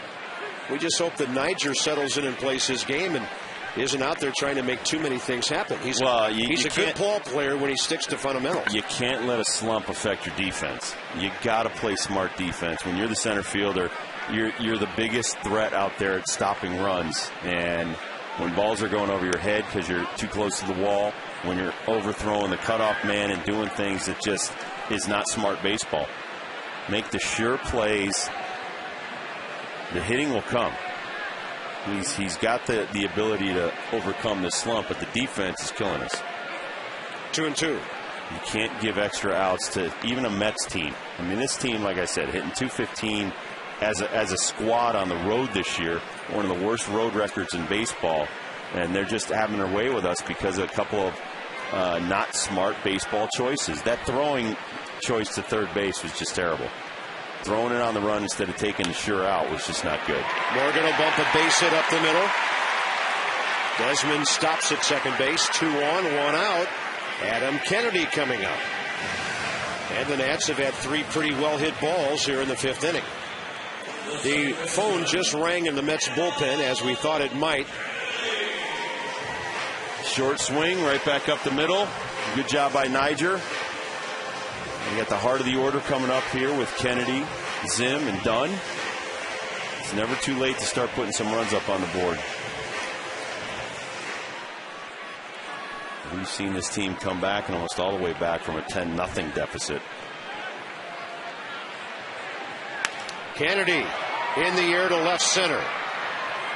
Ball coming back to Jason Bay, who puts it away for the second out. That'll bring up Ryan Zimmerman here. Well, and also all the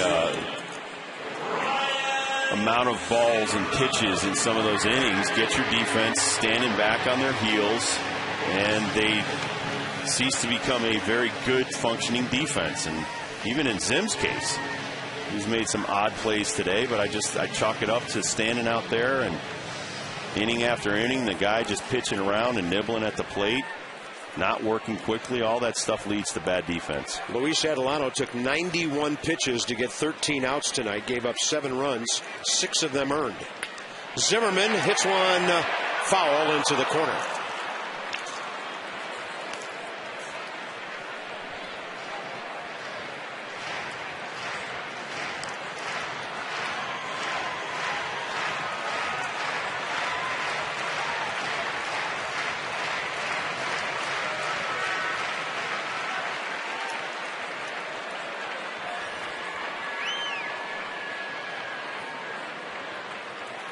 Ryan has struck out twice tonight, once swinging, once looking.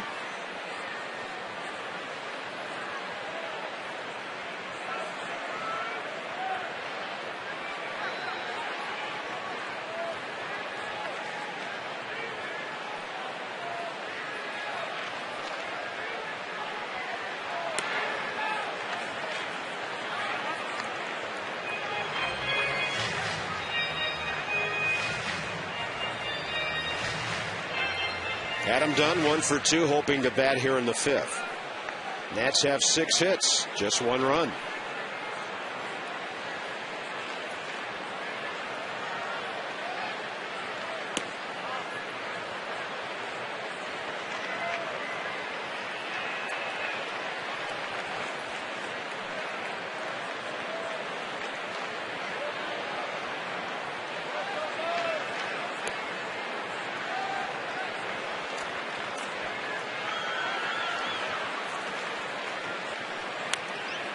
They've been pounding him inside, just like St. Louis and Colorado did. Right-hander Manny Acosta warming in the Mets bullpen. I'm sure they'd love to get one more out from Valdez, giving him 5 innings of relief. Well, you can see how he tied his hands up. Can't get full extension. You really can't generate any power.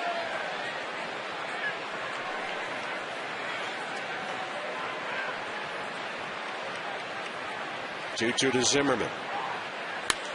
Had him reaching, and a fly ball to right for Francoeur. Nats getting lots of men on base. They've stranded 5 of them now and trail 8-1 into the 6th.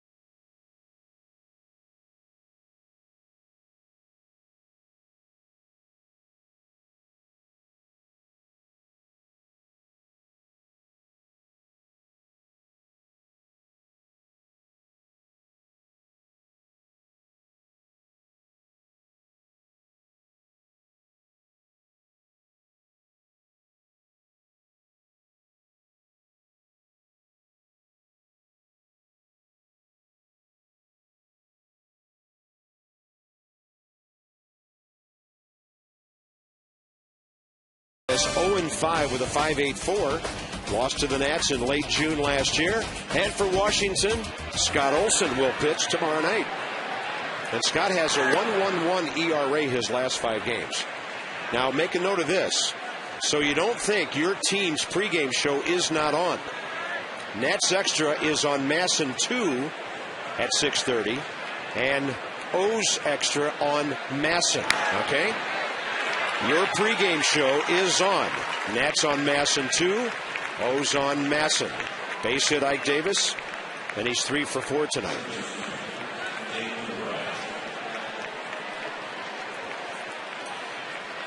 In the in-game box for the Mets is going to be offensive hit laden here.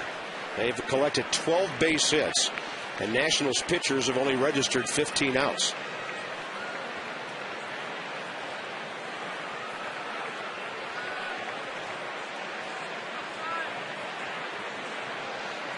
David Wright's had a good night, 1 for 2 with a double and a sac fly, 4 RBIs. He gashes this one to center and over toward the gap. Niger Morgan takes it for the first out.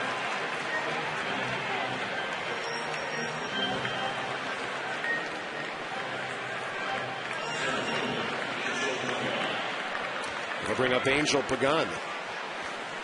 Well, nice crowd on hand tonight. Too bad to have a game like this for them to watch. Ineffective starting pitching, spotty defense, and the Nats have stranded 5 runners on the bases. Well, and not being able to take it to a guy that's on loan from a Mexican team. I would think you would be pretty happy that John Maine was out of the game, although I thought we'd probably get to Maine pretty well, since he has not pitched well this season.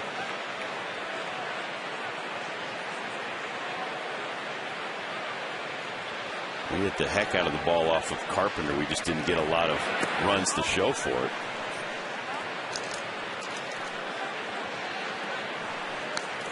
And some of the outs the Nationals made against Chris Carpenter 2 nights ago, loud outs. Loud outs. I mean, some of the guys tonight just look overmatched, almost like I've never seen a guy with this kind of stuff.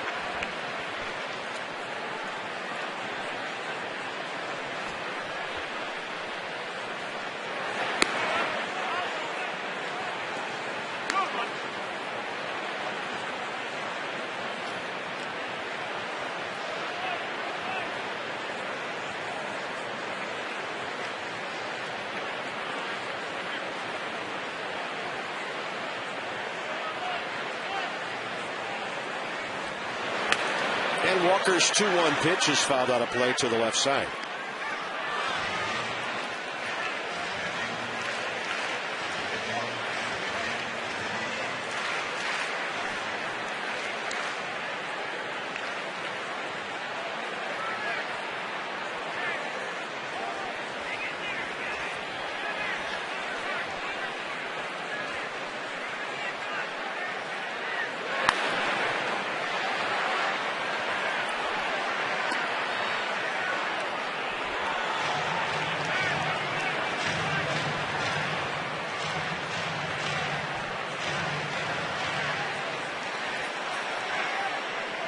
Angel Pagan 0 for 1, pair of walks, 1 run scored.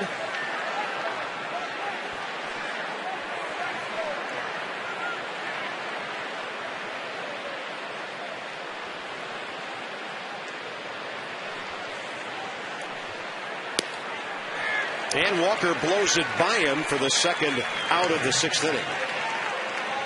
That'll be Tyler Walker's first strikeout. Nats finish off the Battle of the Beltway Sunday. Games at 1:35 and bring the family out early. Pre-game player autographs starting at 12:15. And the first 10,000 kids 12 and under through the gates receive a free kids t-shirt. Stick around after the game for our kids running the bases Sunday. Nationals are off Monday and then on to San Francisco, San Diego, and Houston on the next trip.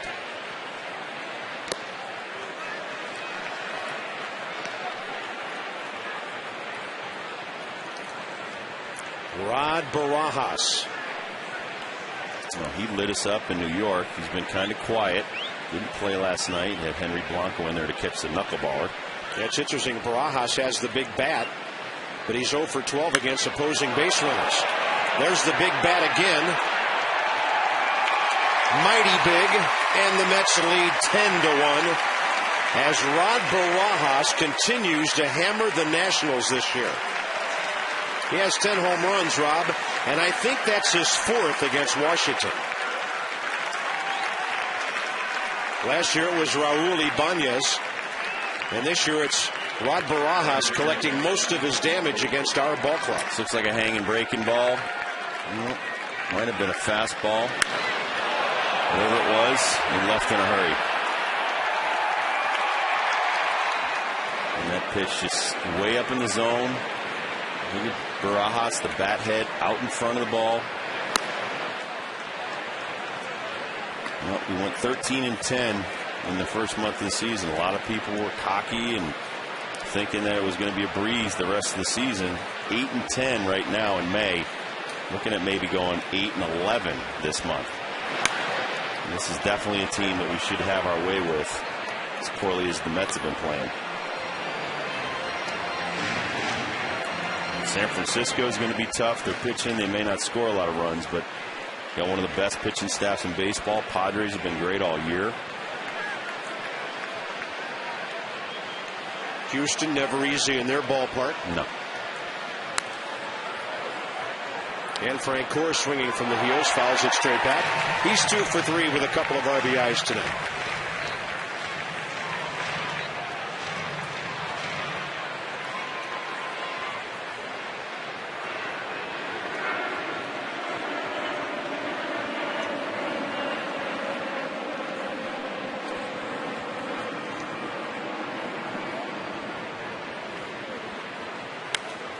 And Frank Core reaches out and hits a pop fly that Desmond will catch up with. And the 6th inning is over, but the Mets score 2 more. On the Davis base hit, the Barajas homer. It's now 10-1.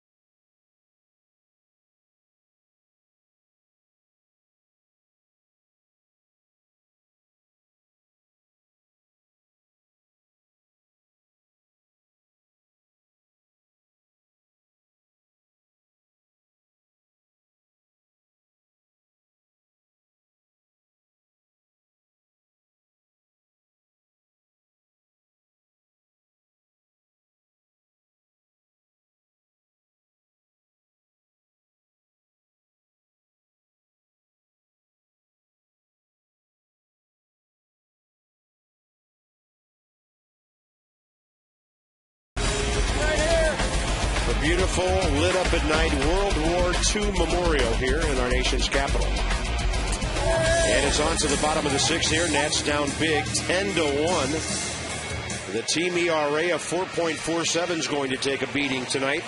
And the box score doesn't show a whole lot either. Although Ivan Rodriguez got a little help from the twilight. He's 2 for 2. Here's Adam Dunn.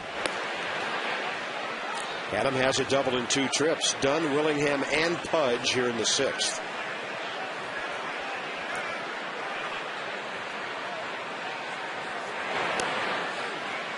Well, to steal something that Lou Piniella just said about his ball club with the Cubs. No one cares about reputation or statistics. Just win some games. So we got to go back to just doing the basic things that made April such a good month. It was fundamental baseball. Moving runners, making good defensive choices. Dunn hits one extremely hard to the other gap. He's hitting the heck out of the ball lately. Adam Dunn is looking very hitterish.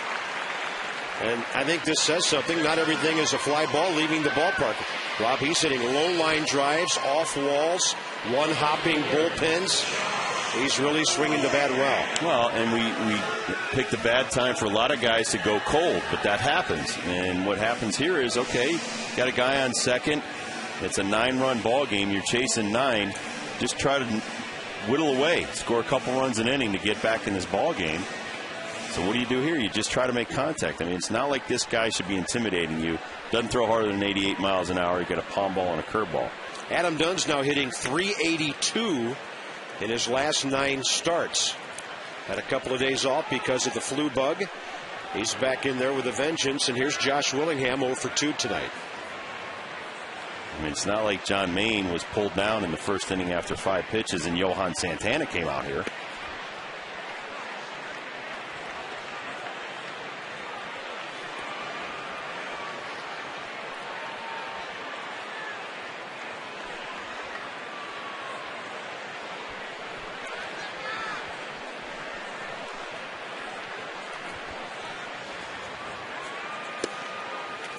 3-0.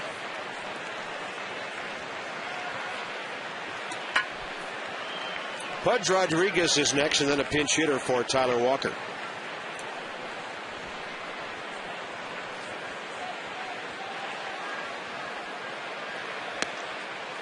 Willingham walks on 4 pitches.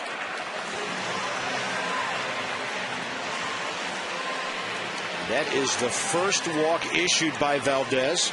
Kept himself out of trouble with control. Well, there's a big crowd out there for Miller Lite Party Night at the ballpark tonight, every Thursday, Friday, and Saturday. Get a Scoreboard Pavilion seat drink voucher for $20 or $22 for prime games.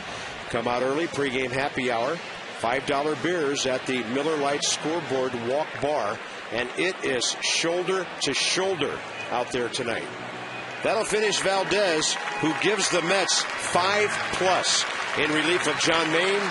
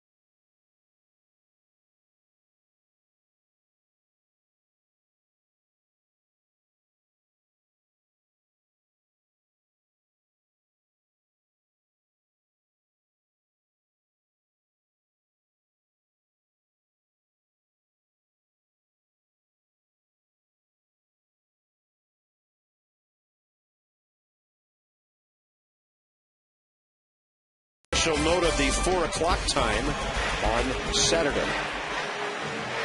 Manny Acosta, another journeyman pitcher who was in the minor leagues for 9 years before the Braves started using him in 07. Mets signed him off of the waiver wire March 30th. Originally signed by the Yankees back in '98. And here's Pudge Rodriguez. Pudge is 2 for 2 tonight with a base hit to left and a twilight triple to right field. Fastball up. Well, the one part of our game that has not changed is the patience at the plate. We still make guys work the count, make them throw a lot of pitches, make them bring it to you.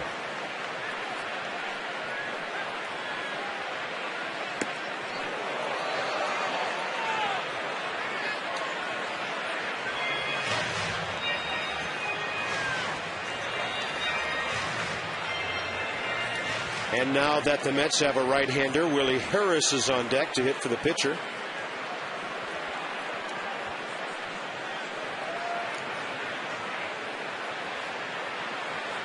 Way outside, ball 3. Nats are 1 pitch away from loading the bases here.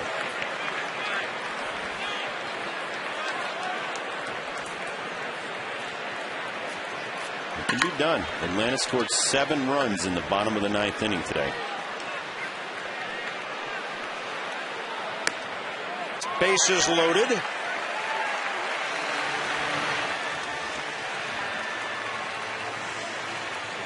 John Maine issued a walk, the only man he faced. Valdez walked the last man he faced. And now Acosta walks the first man he faces.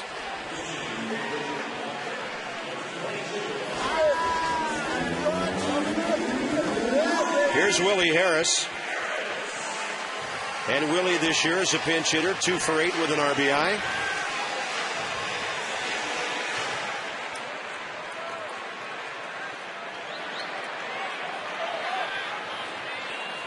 Time to string together some base hits and make this thing interesting in the middle innings.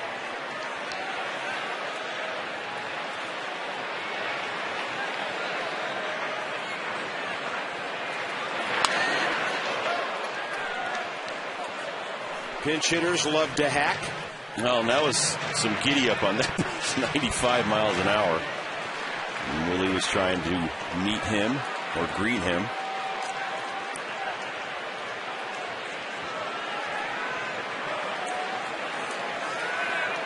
So get some good contact on the ball, make them make a play on it.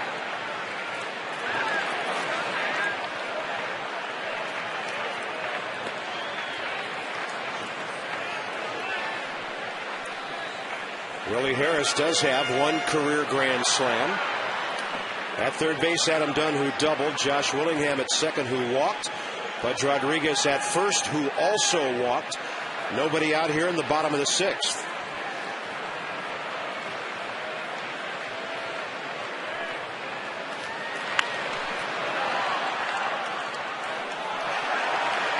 All right, now you got to cut down and protect here. You don't need to try to hit a 9-run home run here. Just try to whittle away at that 10-1 deficit.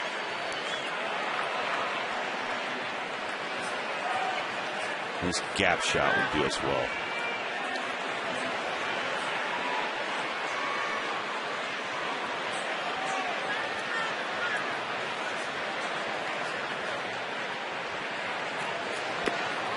Off-speed pitch over but low, 2-2.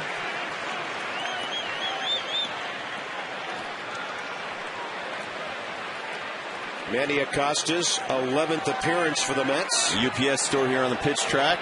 Bottom dropped out on the breaking ball, but Willie didn't bite. He's only given up 6 hits in 10 innings. Opponents hitting just 176 against him. It's a pretty good combo, though. He's got a 95-mile-an-hour heater, about an 85-mile-an-hour big breaking ball. He needs to locate that breaking ball a little bit better.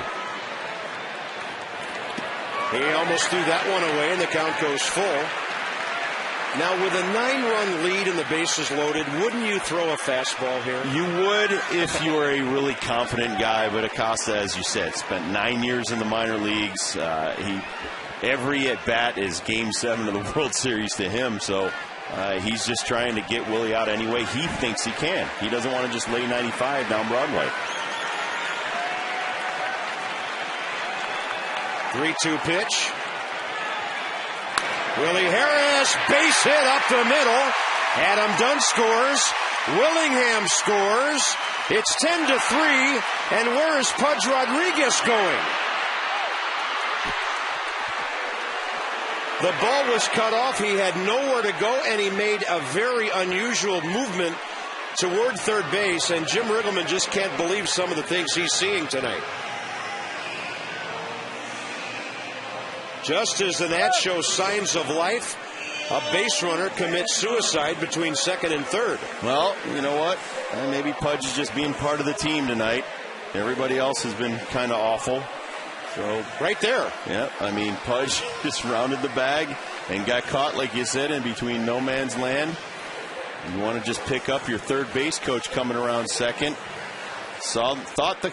I think he thought that the throw was going to go all the way to the catcher and he'd be able to go over to third. But even so, you're 7 runs down. Yeah, your run means nothing. 8-3-5-6 on that unusual play. But that's a huge out because it stops the momentum. You know, it's un-Pudge-like. Let's put it that way. It's okay, though. A lot of guys are having off nights tonight. Get it out of the way. You got a big weekend against the Orioles. Ian Desmond, the hitter. And he'll pop it up over on the left side. Near the dugout, David Wright is there. 2 outs.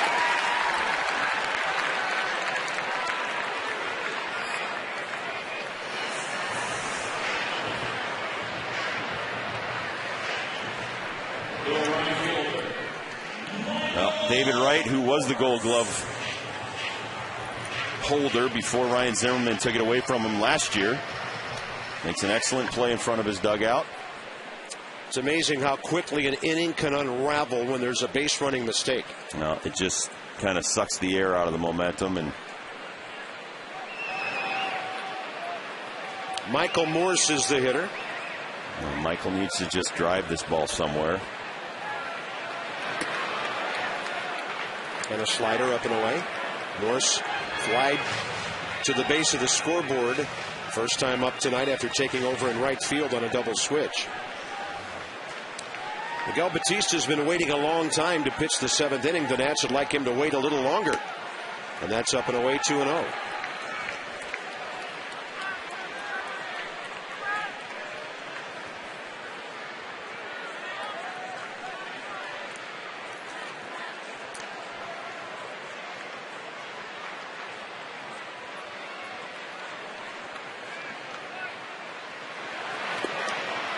And he goes swinging at a 2-0 breaking ball outside. Well, and you got to be smarter than that, Michael. I mean, he hasn't thrown one of those breaking balls near the strike zone. So you probably want to subtract that. Every time you recognize a spinning ball, see that little dot on it, just lay off. Look for the heater.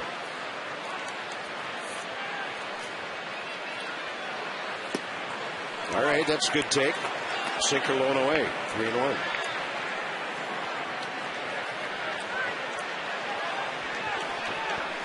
Two-one pitch here. It's going to be a hard fastball, and he stays away from Mike's big bat.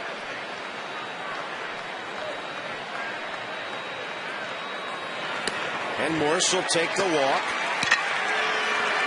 Runners at first and second now with 2 outs for Niger Morgan. Dan Worthen's going to make a trip out to the mound. And as you said before, discuss, you have a 7-run lead and you're walking nibbling people and nibbling. Henry Mejia.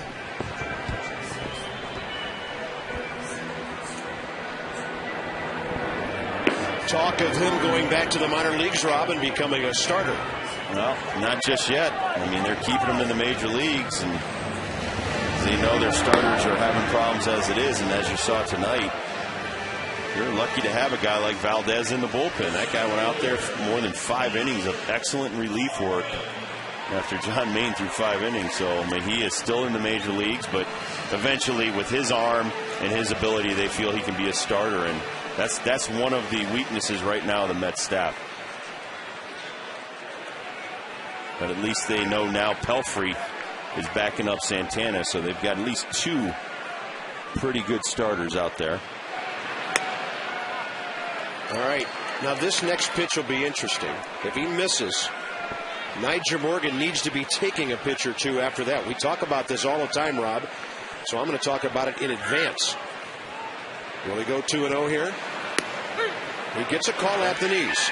So now that changes the at-bat. Right, now you're ready. You be aggressive, and you want to put the bat on the ball. But how many times have we seen counts go to 2-0 after a walk and a guy's hacking?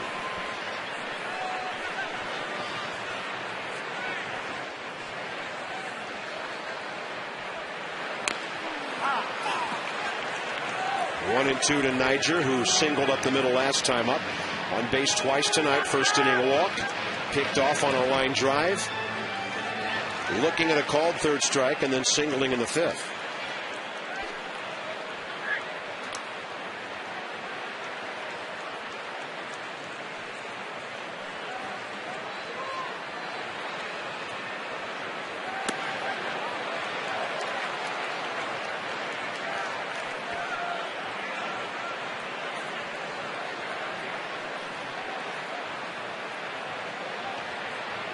And if you're the Mets, you can't be too happy with that huge lead, and you had to get another reliever up because of the inability of Acosta. Ball 3. Both runners will be moving here. Good speed at second and Willie Harris. Concern in the Mets dugout with Jerry Manuel. And Mike Morse can motor a bit at first base. They'll be moving on this payoff pitch.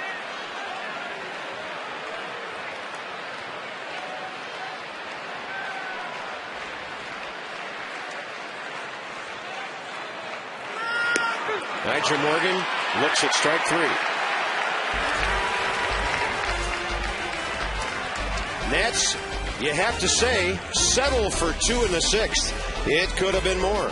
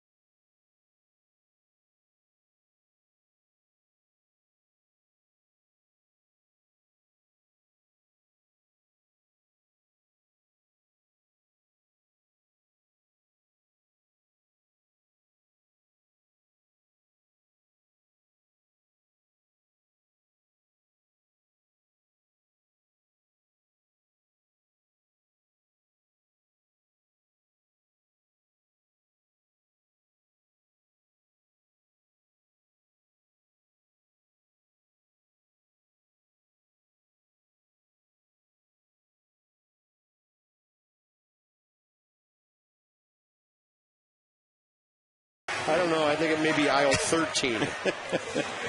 I mean, but how freaky. The guy gets an in-the-park home run, and then he starts a triple play. Yeah. You talk about Angel Pagan having a night. Something that hadn't been done in 55 years.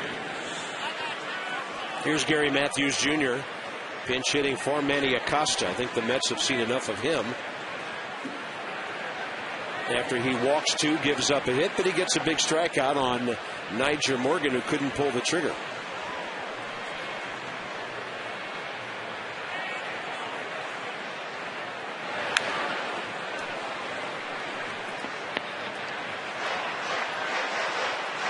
Gary Matthews Jr. hitting a .173, 2 for 15 as a pinch hitter. He has 1 RBI in 52 at-bats.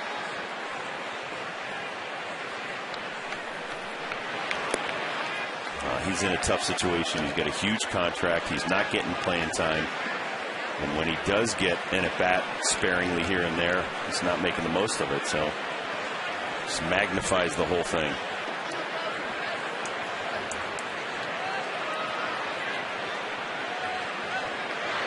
It's even tough on Jerry Manuel. I mean, he's fighting for his job. Yeah. He's got to try to throw the best 9 guys out there he can every night. Try to win some ball games.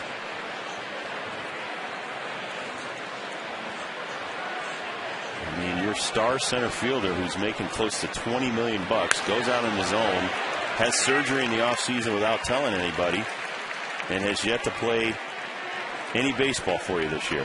And I think the rest of the Mets team is suffering because of it.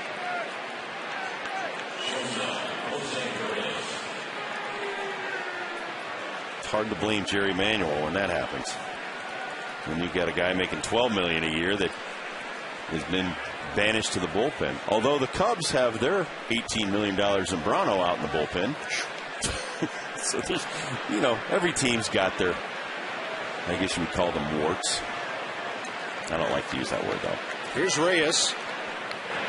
Got their issues. Jose's had an active night, 2 for 3. An RBI, a run scored, and intentionally walked. Issues. Every team has something going on. Right, and then you put this guy who missed a lot of last season because of his hamstring issues and then his calf issues and everything else. So he's probably pretty rusty. So Milton Bradley has returned. Yes, he has. But I'll tell you, Reyes is still a star in my mind once he gets it all back together. His defense is still fantastic.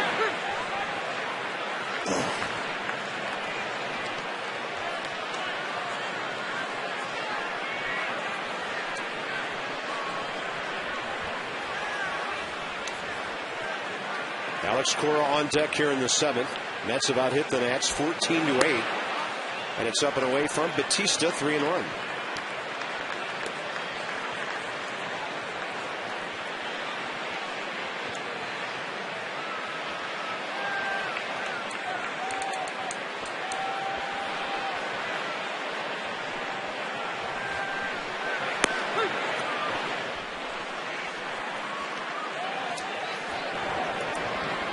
Henry Mejia.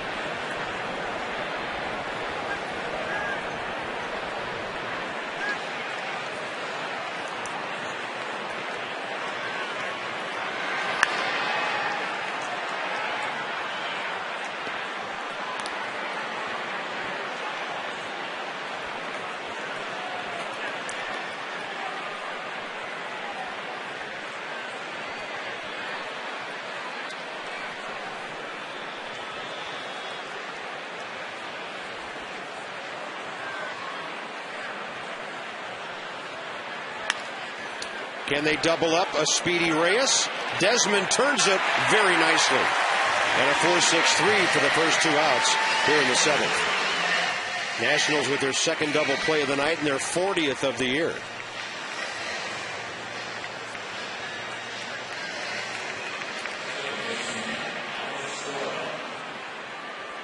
Nice sinker going away from Reyes. He tries to pull it. He puts it on the ground. It goes 4-6-3. You really got to turn that well. You see Kennedy with the nice feed. And I'll tell you, Desmond really hangs in there well, Rob, against base runners. He's a big kid who's pretty fearless turning that twin killing. Adam Kennedy got the ball to him in a hurry. And here's Cora with the bases empty and 2 outs. Alex is 0 for 3 with a sac fly. Matthews Jr. did a good job coming in there hard.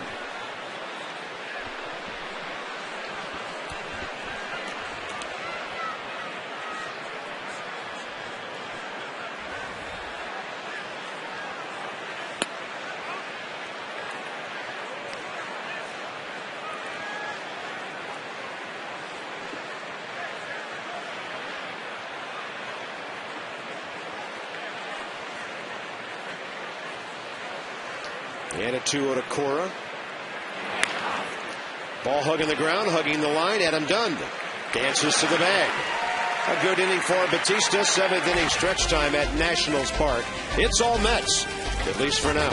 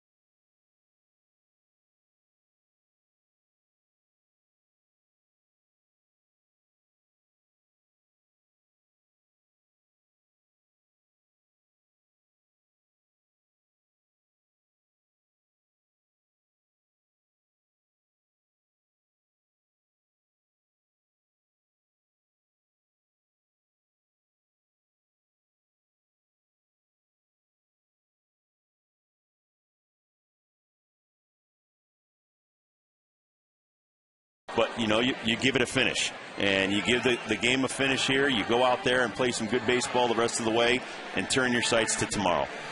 Well, the Orioles will bring in their ball club struggling on the road this year. As we mentioned, worst record in baseball on the road. The Mets, the second worst record. And then Scott Olsen, who's really been good, putting together one of the best 4 or 5 start stretches of his career. Yes, he has. And we have to start going back to winning series. Let's go back. We got into that little funk, lost 5 straight, won a game, but now you got to go back to winning series. So you start with the Orioles, and then you build. You go to San Francisco, San Diego, start taking 2 out of 3, 3 out of 4, and get yourself back 5 over 500, 10 over 500. But it all starts with the end of tonight's game and tomorrow's game. You got me ready, man. I'm ready. I'm fired up. It's Battle of the Beltway coming up tomorrow. That'll be a lot of fun. Jim Palmer will join us in the booth. Jim Hunter will be here for half of the play-by-play. Always interesting when we take our Masson family and all of us get together. I like the battle of the play-by-play guys. You know, see, Jim and I, we just stay here. He's Hall of Famer. Yeah. He's a former guy that used to come in and caddy It's for guys all like Jimmy. about the analysts. So now it's all about the play-by-play guys. And all about the ex-players. Henry Mejia. 14 strikeouts, 9 walks in 17 innings. And he'll face 2, 3, and 4 at Kennedy, Zimmerman, and Dunn for the Nats in the 7th. Yeah, and you got a lot more baseball against the Mets coming up. So you want to try to finish this game strong, put the first 6 innings behind you, and right here go, okay, these last 3 innings, do something good and have a nice little good tone or a good taste in your mouth going into tomorrow. Well, no matter what happens here tonight, the Nats at the worst will be 5-3 against New York for the first 8 games they play this year. I was always taught to try to find some kind of positive out of even the worst of evenings, and this has just been a bad overall evening for everybody, so try to find some good with it here at the end. Adam Kennedy swings through that one from rookie Henry Mejia, who won't be 21 until October 11th. He's been the youngest player just about everywhere he's been in professional baseball. Adam Kennedy rolling that one over to Cora from the outfield grass for the first out. You'll get to see Steven Strasburg pitch for Syracuse live on Monday night. They'll be home against Toledo at 7 p.m. because the Nats will be off. Already in San Francisco awaiting their Tuesday night road trip opener with the Giants. Strasburg 6 1/3 last night. Rob, he got his pitch count up a little bit into the low 90s last night. Well, he threw a lot of pitches last night early in the ball game, walked a few guys, gave up some very weak singles. But and his defense made a couple of errors behind him, requiring more pitches. Yeah, he's doing what he's supposed to do. He's working from the stretch. He's doing all the things he's supposed to do to get himself ready for up here. But once again, he's the learning curve is a lot smaller for Steven because he's being rushed up because of now. When you look at some of the pitching performance as of late from our starting rotation, out of necessity. This isn't just let's bring the first-round pick up here. We need some starting pitching. We need some guys to go out there and give us 6 or 7 quality innings. And, you know, he's as good as any. Probably could have made the team coming out of spring training, but that was just a little bit early for a guy who had no professional baseball experience. Ryan Zimmerman in the hole, 1-2. And, you know, the Reds brought up Mike Leake, but the difference with Mike Leake was he's not a power pitcher. He's not a guy that's going to go out there, max effort, and strike out a ton of guys. He's a guy that's a command and control guy. And they were desperate. Now, Volquez got a 50-game suspension. They sent the $30 million Chapman back to the minor leagues. I don't even know where he is with his tutelage down in the minor leagues. With young pitchers like that, you have one chance to get it right in terms of how you bring them to the big leagues. And if you don't do it right, Rob, it can take them a couple of years to recover, and some never do. Well, I've seen more guys not recover than do. And you want Steven Strasburg for 10 years. You want him to be solid for 10 years. And, you know, you want to continue with this year's draft. and beyond, and that's why you have all the new evaluators in here. Zimmerman gets jammed again on a ball out to Reyes. 2 outs here in the 7th. Adam Dunn swinging the bat better in this ball game than any national. 2 doubles, 1 pulled, 1 opposite field. Well, and as you said last night, he hit a rocket off the wall for one of the longest singles of the year. This time, okay, I'll test Frank Coor's arm, and he wins that test. Then some great defense. He had Reyes right in front of him, stayed down on the ball, made a great play to end an inning there, then takes that pitch the other way. So another double for Dunn. So he just starts hitting the ball where it's pitched and hitting it with authority. That's when he should pop out about 5 in about 2 weeks. Adam now up to 265. His on-base average is up over 390 again. But tonight he's hitting his way aboard.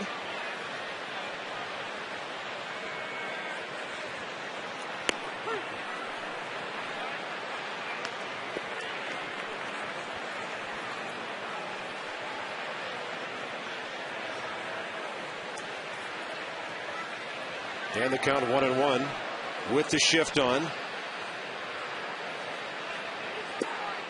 2-1. Jose Reyes is at his usual shortstop shift position, and Alex Cora is out in right field. David Wright's at shortstop. He is. 2-1 to Dunn.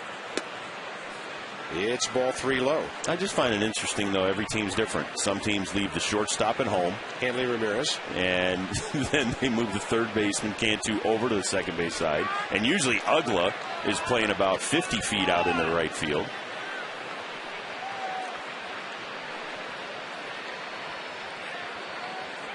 3-1 to Dunn. Yeah, the Marlins were the first team I saw last year leave the shortstop where he is and move the third baseman by him.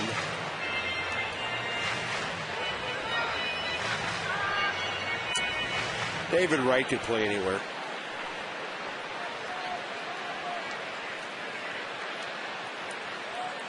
Three-2 to Dunn with 2 outs and the base is empty. He'll bounce this one right at Reyes on the right side. And the Nats on 3 ground balls are done in the 7th inning. It's all Mets tonight. They put double digits on the board.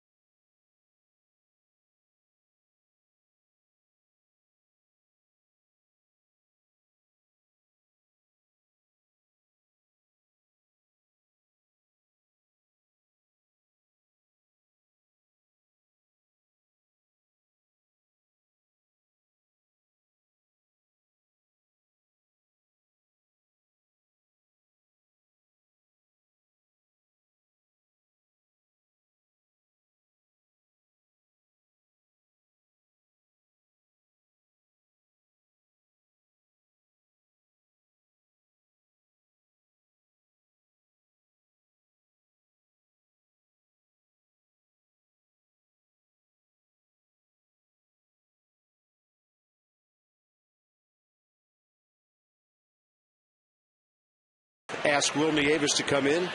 I guess catchers do some mop-up work here and there, too. And Will's a guy who never worries about anything except smiling, enjoying this game, and doing whatever he can do to help this team. And if giving Pudge a couple of innings off does that, he's happy to do it.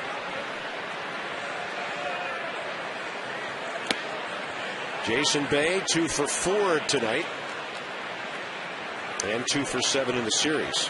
0 for 3 with a walk last evening.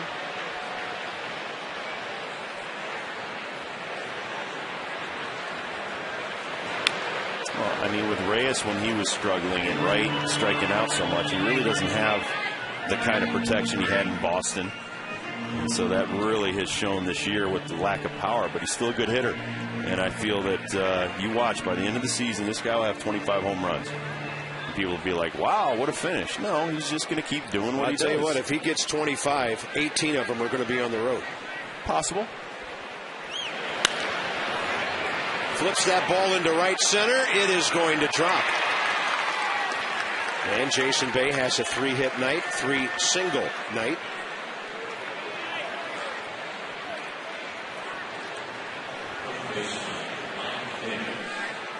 As Bob said, looked like an outside either cut fastball or a curve or slider, and he just flips it out into right field.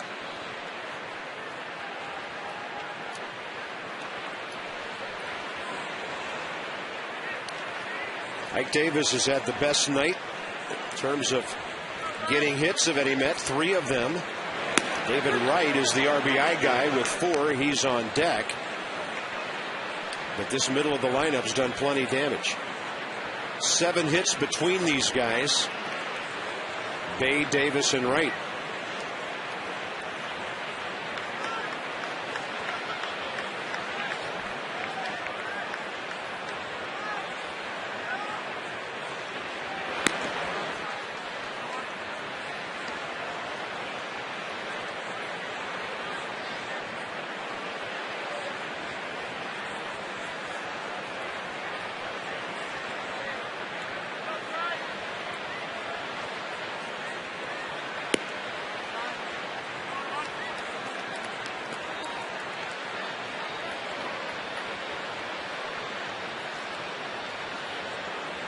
Davis has tacked 20 points onto his batting average tonight. Hitting .292. Then he goes the other way again, chasing Willingham over to the track. And Josh makes a good running catch for the first out. Ike Davis showing some good pop to the opposite side. That will not serve him real well at Citi Field unless he hits line drives into the gap. No, but you like to see, especially young hitters like an Ike Davis, hitting the ball where it's pitched. And they pitched him away, and one time he tried to pull it, hit it on the ground. The next time he hit a double off the wall. So he continues to extend that way, but hitting it where it's pitched, I'll tell you, and we watch Ryan Zimmerman when he's hot. He does that as well as anybody. Adam Dunn, when he's hot, you saw his double over the other way today. So, you know, in order to make them stop throwing the ball that way, you got to hit it with authority that way, and Ike Davis is eventually going to get them to start coming into his wheelhouse, and he's going to hit a bunch of home runs. Hey, there's hope for power hitters. Troy Tulowitzki hit his 2nd of the year tonight at Houston. Rockies lead 3-0 there. We were very surprised to see him through all the games the Nats played against the Rockies with only 1 home run all year. And that misses. 3-0. David Wright, 1 for 3. He's hit the ball to right center for a 3-run double every other time up the middle. 2-0, it's going to just drop out of the pitch track there, so he didn't get the call. That's a tight zone for a 10-3 game.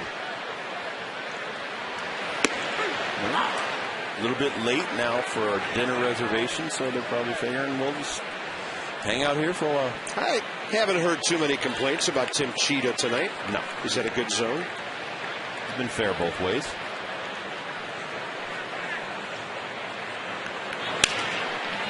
Great jamming pitch there, and another Nationals double play.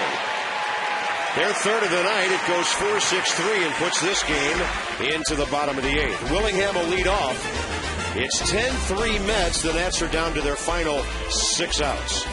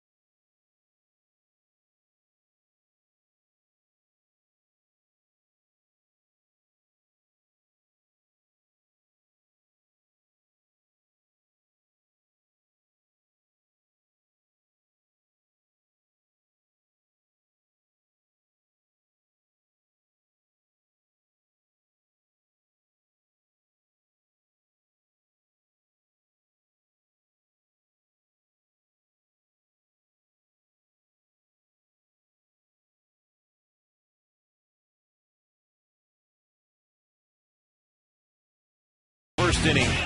David Wright put the Mets out to stay for now. We finally got 3 runs of our own, but he hit a double out to right field, and he cleared the bases, and the Mets took a 3-0 lead and then ran with it after that, and it's now 10-3. David Wright sat out yesterday, Bob. Good job by Jerry Manuel.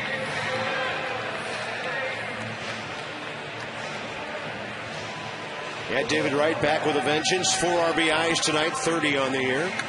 Hey, sometimes when things are going bad, you need a day to sit down, clear your head, forget about mechanics and swinging and where the pitch is and all that, watch a ball game and come out ready the next night. David Wright has done that. Here's Josh Willingham, 0 for 2 with a walk and a run scored.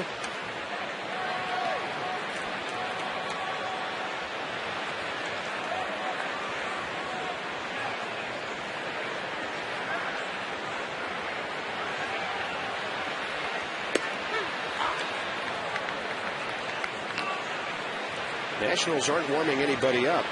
I wonder if Miguel Batista will bat 3rd in this inning in a 10-3 game. Managers have to be careful, Rob, about burning bullpens. Willingham hammers that ball to right center. Pagan, he's always there. And that's 4 straight for Henry Mejia, who took over last inning. Will Nieves will be the hitter now for the first time tonight. Well, knowing Jim Riggleman, he's probably already planning for tomorrow and maybe beyond as far as facing the Orioles.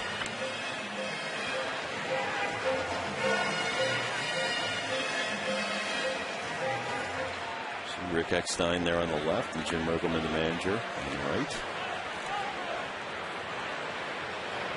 And by the way, to amend what I said a moment ago, Willie Harris is still in the game. He's playing in the outfield now, and he's batting in the number 7 spot.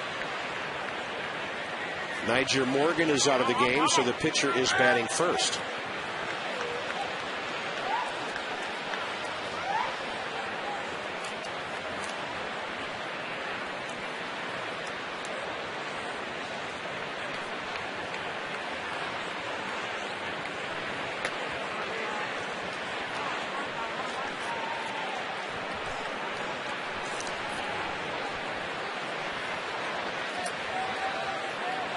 Will hitting at 204, hit a home run in St. Louis 2 nights ago. 3rd of his career.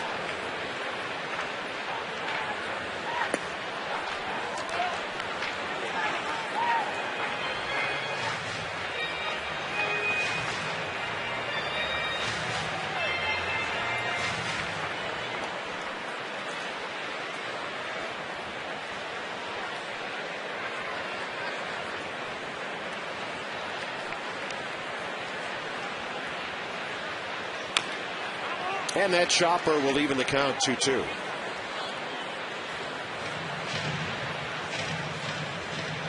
Wonder what the Milwaukee Brewers are going to do tonight. They have a 4-3 lead in the 9th inning at Pittsburgh. Who do you think pitches the bottom of the Trevor's inning? not pitching. No, they've taken him out of the bullpen totally for the next few days. Yeah, he's going to try to figure out some mechanical stuff. I talked to his catcher, Greg Zahn, today, and he just said it's been location. And he lives and dies by the fastball location to set up the changeup, and he says it just hasn't been there. So he's going to work on some mechanical things, and he'll be back. It's not too late to drop us an email and ask about the Nats at massinsports.com. Go to the website. I think they're going to use Villanueva, though. He's been the best out of their bullpen right now.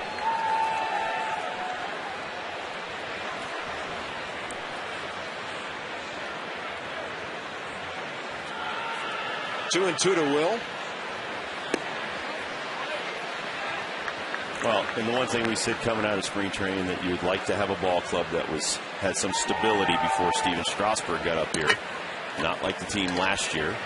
And I think that Mike Rizzo, Riggleman, Stan Kasten, and all the evaluators have done that. Given them a stable team to come up to and help out and be competitive.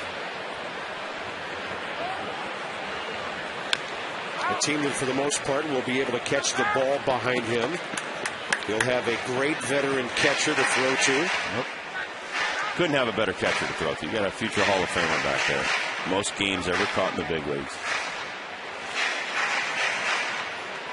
But Strasburg's not the only piece to the puzzle. Some other guys need to pick it up, especially in the rotation. Going 5 innings or 6 innings just is not cutting it. It's not a quality start in my eyes. NYN AT WAS will hack one to right center that'll plug the gap. So Will has a couple of extra base hits on his ledger this week. He has a home run and now 3 doubles on the year. He's at second base with 1 out with Willie Harris coming up. Well, Will is all in anytime he gets in the action, and right there he takes a pitch up and away. That's his spot, going the other way. A little inside-out action. Hey, you know what he did? He checked out the third base coach before he looked to see where the ball was. A lot of guys do it just the other way around. Fundamental stuff, little things that you're taught to do. Pat Listash reminding him 1 out. And hopefully Pat will have the windmill going here in a moment if Willie Harris can drive him home. Willie's driven home 2 tonight with a 2-run pinch hit back in the 6th. And from Willie Harris' standpoint, that was a badly needed base hit. They'll pull this one right side and bounce it to Davis, to the pitcher for the 2nd out. And now Will Davis is next to Pat Listash. Leaving it up to Ian Desmond with 2 outs here in the 8th.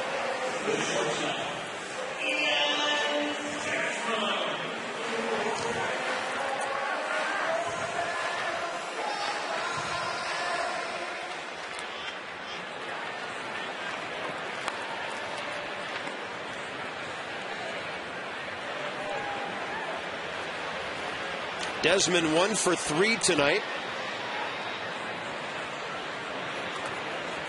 And batting .273. 97 on that last fastball. Mejia has done plenty of starting in the minor leagues coming into this year. He'd started 40 games in his 47 professional appearances. Desmond with a nice RBI hit the other way. Nats get a run, and it's now 10-4. He continues his good hitting, and now Ian's up around 275.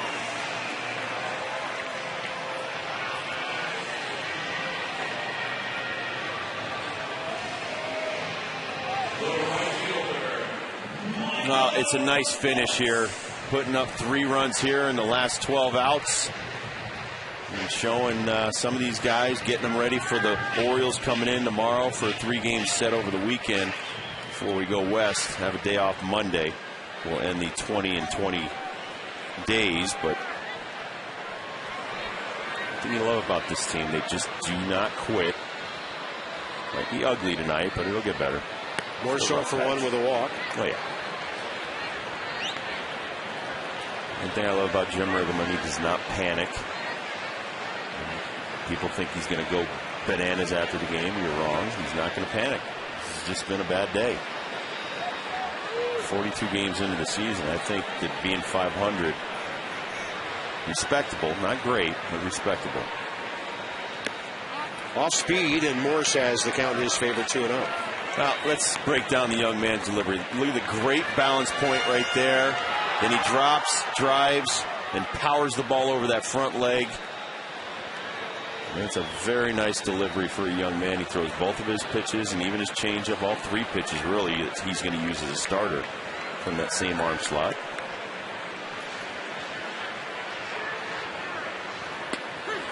$20 years old. 20 years old and a 94 sinker.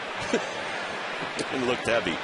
Youngest pitcher in the majors, youngest to make the Mets opening day roster since Dwight Gooden in 1984.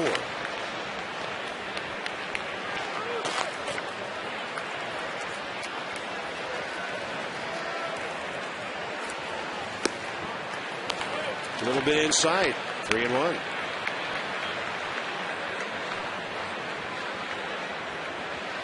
Standing at attention, waiting for a Nats rally.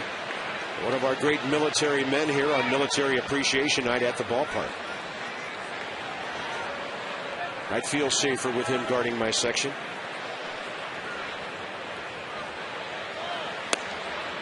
Wow, what a pitch, and it's ball 4.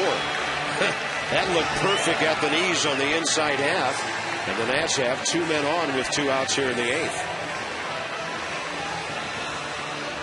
Well, 3-1 pitch, doesn't miss by much. Looks like it went over the plate as a strike. It's not where it's caught, it's where it crosses the plate. You see Barajas doesn't try to show up the umpire, didn't try to frame it, just held it there.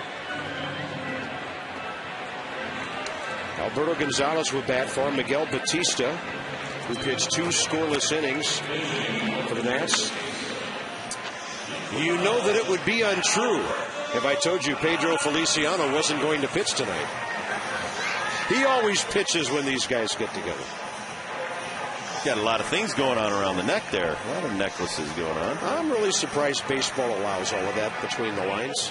Well, the one is that like magnet stuff that's supposed to give some relief to pain and suffering, I guess, on the bad arms and legs of baseball players. It's like a puka shell deal going on there, too. I really hope he's not going to put those back on after the game to go with his leisure suits. I kind of like that candy necklace that you used to have, and you could eat the candies.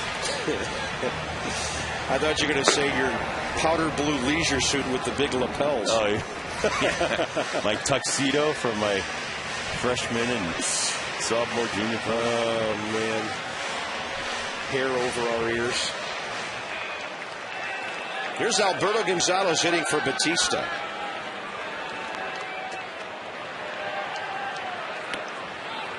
But how cool was it to have that big ruffle shirt and the bow tie to match cummerbund? Very uncomfortable. Little hack there by Alberto Gonzalez. Nats 2 for 11, rather Gonzalez 2 for 11 as a pinch hitter. That ball gets away, hits off the limestone, and then caroms over in front of the on-deck circle.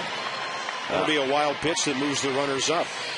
I'm almost thinking that's a 96-mile-an-hour cutter with the movement on this pitch. Watch this ball move away from Barajas.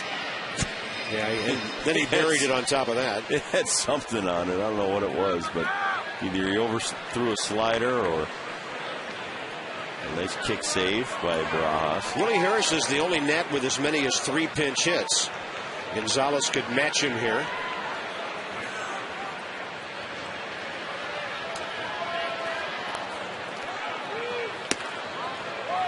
Man, that ball is cutting 98 miles an hour.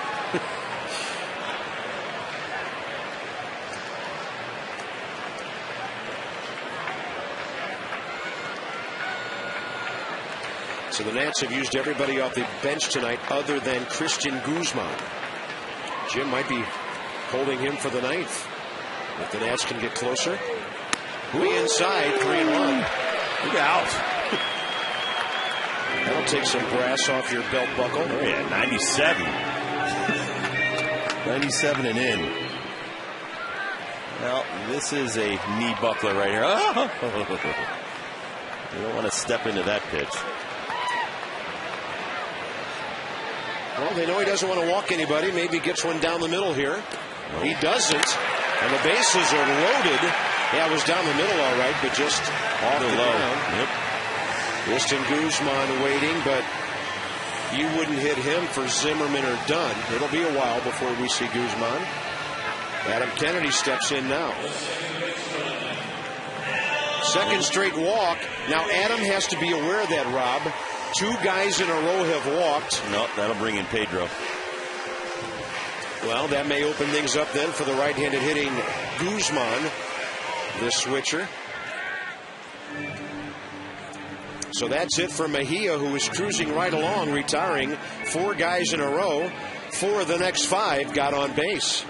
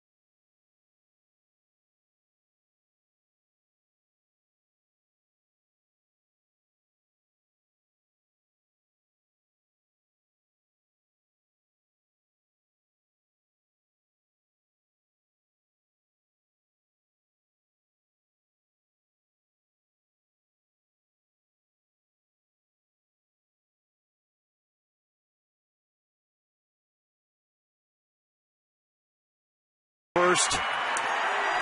And a little wave to everybody.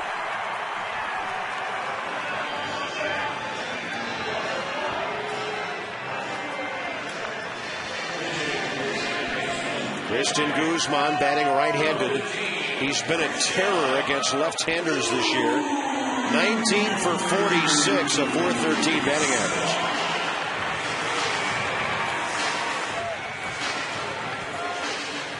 So Jim Riggleman has used all of his extra men, pulling out all the stops, trying to rally here.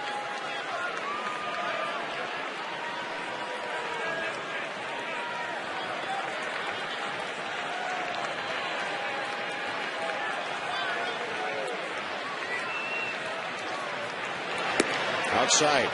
And Guzman doesn't like to take pitches. Feliciano probably knowing that, baiting him a little. But the bases are loaded with 2 outs here in the 8th. Well, and early in this count, he tries to get a strike in there and swing from the heels and try to take this out of the park. How about up the middle for a couple of runs? Desmond scores. Morse will be held. Well, maybe 1 run.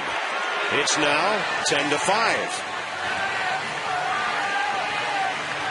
Now the boppers are coming up. Well, we told you about the Atlanta Braves coming back on the red. 7 in the bottom of the 9th inning, capped off by a grand slam. This keeps the bases loaded, but a great job right there. Head down, just drives it right back up the middle.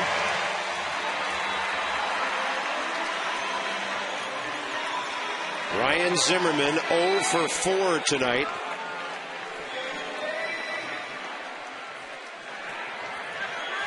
Bases loaded, 2 outs. Would you say this is a good finish? I think they've had a good finish for the last 6 outs. Haven't given up on this game yet, have they? No.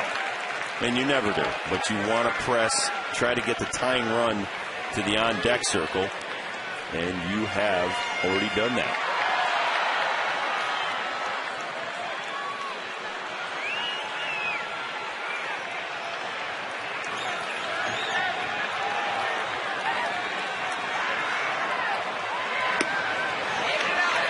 Little upstairs, 1 ball, 1 strike.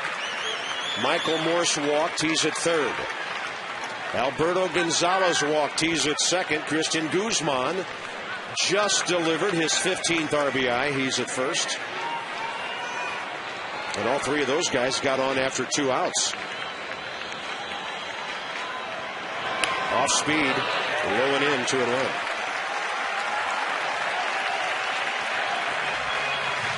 In fact, Desmond's RBI single was with 2 outs, and he became the first of 4 consecutive Nats to reach base. Adam Dunn waiting. Well, and Feliciano, not that people may be thinking this way, he may pitch around Zimmerman to get to the lefty Dunn. He's got a big enough lead. Ball 3. He just seems like he wants no part of Zim here. The interesting thing is Adam Dunn right now, in a game the Nats trailed 10-1, represents the potential tying run.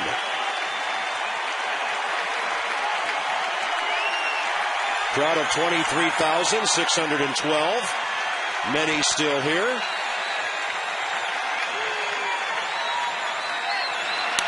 Zimmerman out of play, right side.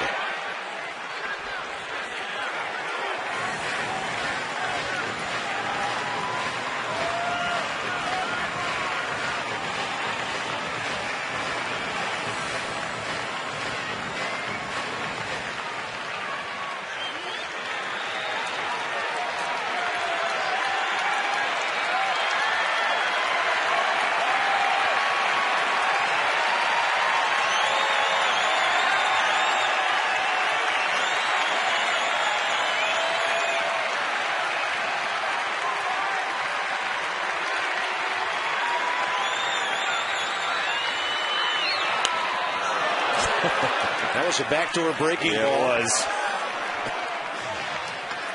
He is an amazing relief pitcher. Well, we've got our own guy like that. Levon Hernandez will never give in. Right there, Pedro Feliciano. I'm not giving in. 3-2 bases loaded with the tying run on deck. 3-2 breaking ball, and Zim barely stays alive. One hand on the bat.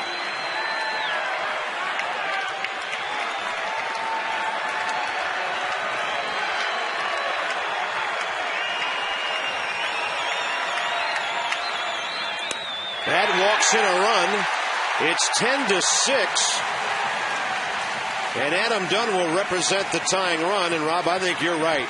There's no way he was going to throw Ryan Zimmerman a fastball. No, he was not going to give in.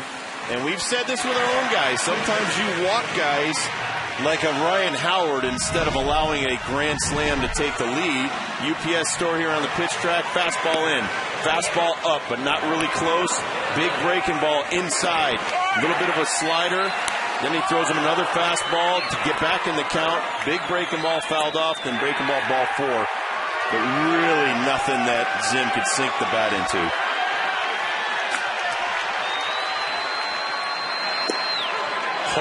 Inside corner for a strike to Dunn, the 9th National to bat in this inning.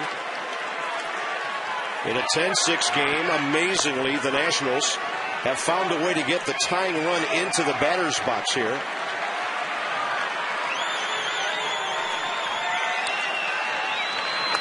He got jammed and pops it up weakly.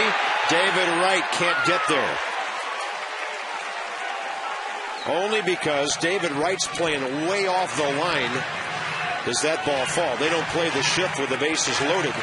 But David Wright's still playing, well, right now, about 35 to 40 feet off the third base line. All right, come on, Big Bad Dunn.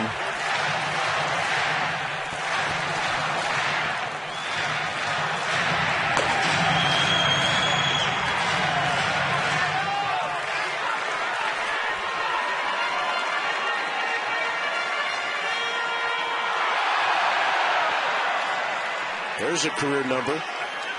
That's pretty decent. How about 11 grand slams? 8 for 22 off of this guy? That's outstanding. That's really good. That's really good. This guy's filthy on lefties. 0-2 pitch. Up and in. How do you take that? That's a pretty good pitch. This guy is as patient as they come.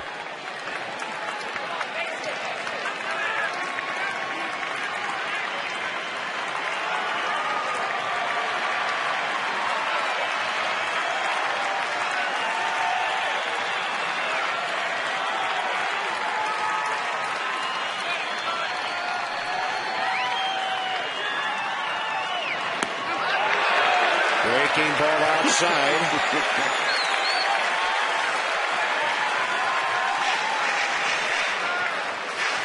1-2 pitch. Big sweeping breaker. Almost gets him to bite.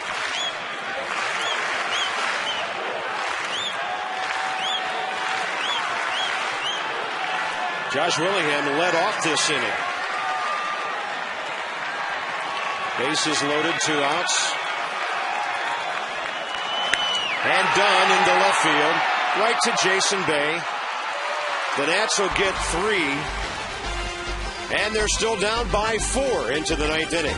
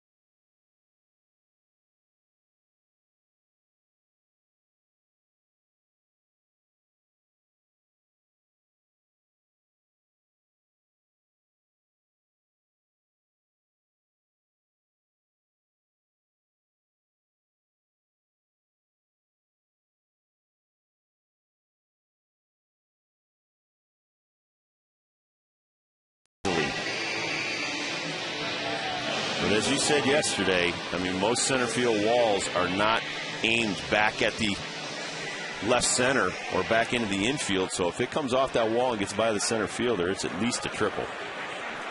So Morse at first, Gonzalez at second, Guzman in right. The new defensive configuration. And for the Mets, Pagan, Barajas, and Francoeur. Sean Burnett into the game.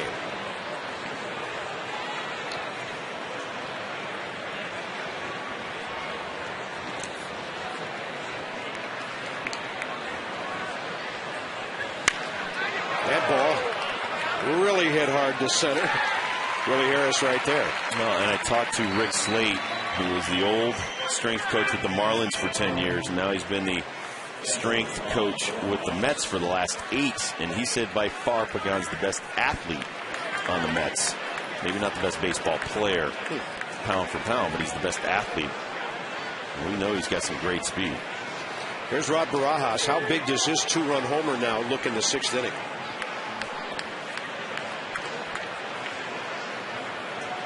He took Tyler Walker deep after an Ike Davis base hit. And you're talking about a ball game that would be lots closer right now. But that's what Barajas has done against the Nats this year. He's 2 for 4 tonight. He's hit 40% of his home runs and has about 1/4 of his RBIs against the Nationals.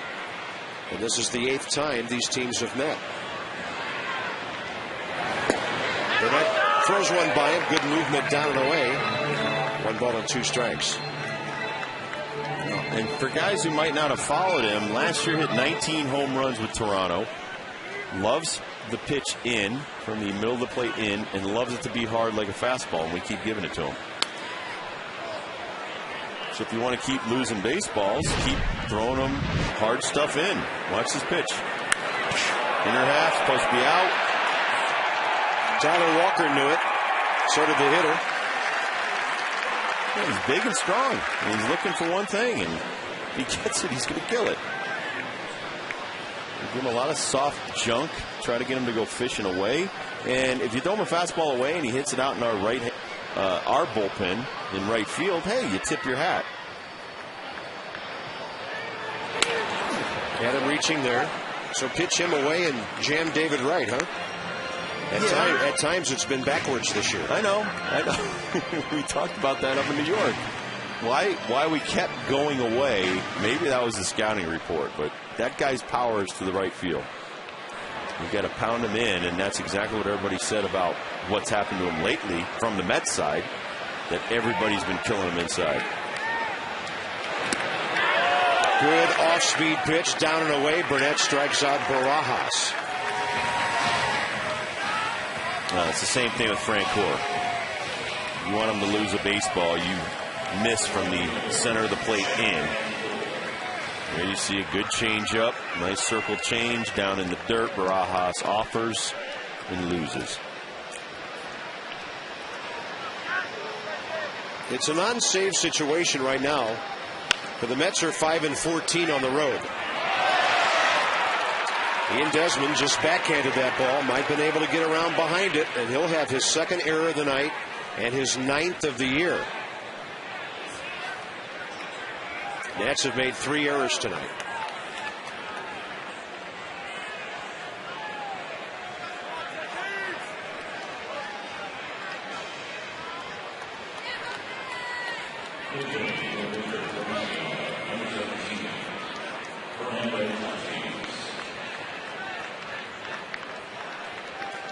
Fernando Tatis homered in the 9th inning against Matt Capps last night.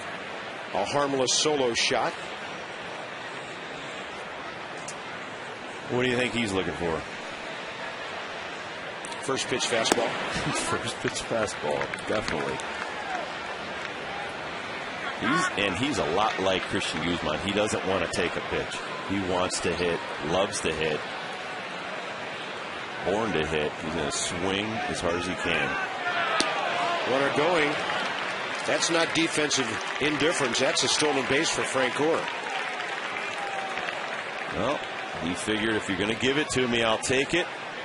And Burnett never looked over, and so Francoeur took second base. Little things.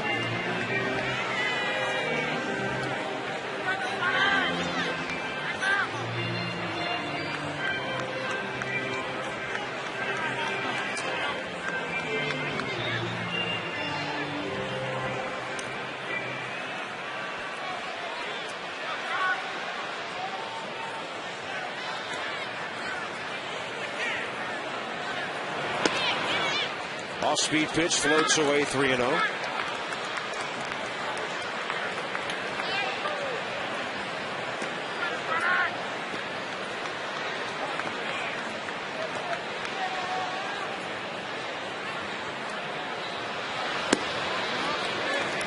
And Sean Burnett gets the first two, victimized by an error, and now he walks a pinch hitter facing Jose Reyes now.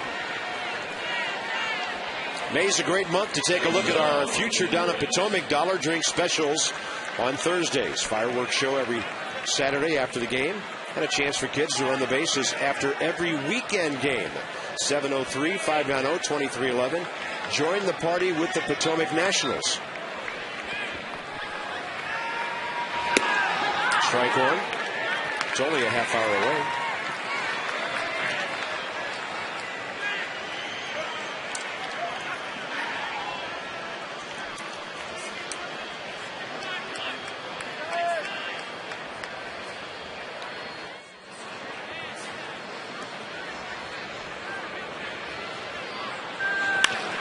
That ball hit really hard at Desmond. And over to Gonzalez. The inning is over. The Nats are down to their final 3 outs, but they're making the Mets sweat a bit. 4-run game.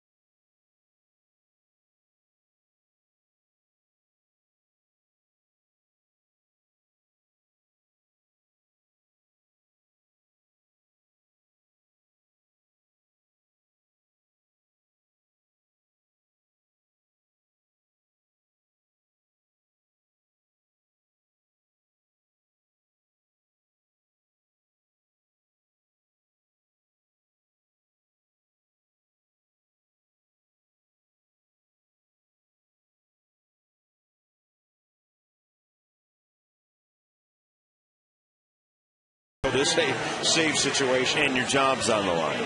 So if I'm Jerry Manuel and I can at least say, listen, we got to get this game. We got to worry about every game right now like it's Game 7 of the World Series. I'm bringing in this guy. We're paying him plenty of money for him to get a lot of work. And this is the type of game you need to win.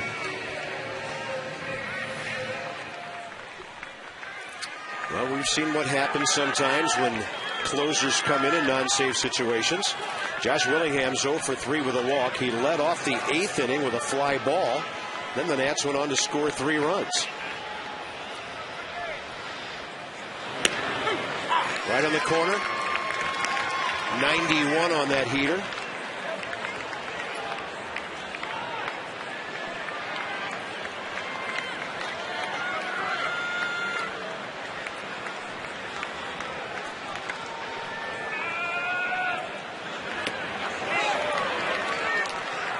Now the umpire calls a strike without an appeal on Willingham, 0-2. So the most. Well, Oh, yeah. yeah. That angle does not lie.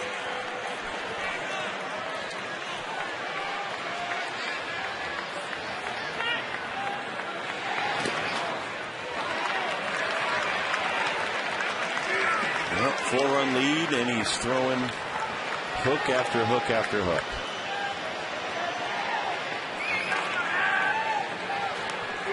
And the guy down the street has made a Hall of Fame career off of throwing one cut fastball for 15 years.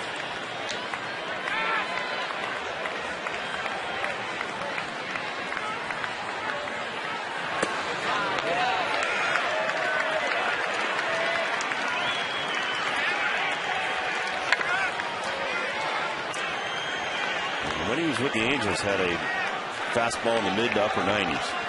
I just think all the changeups and all the breaking balls and the mechanics have worn out his lower half. His legs, his ankles are beat up.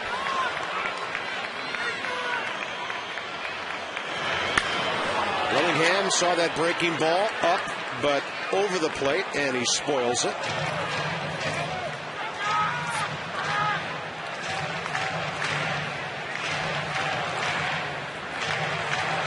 Late reaction by Josh, and a good one. Big breaking ball here. Josh gets a piece of it.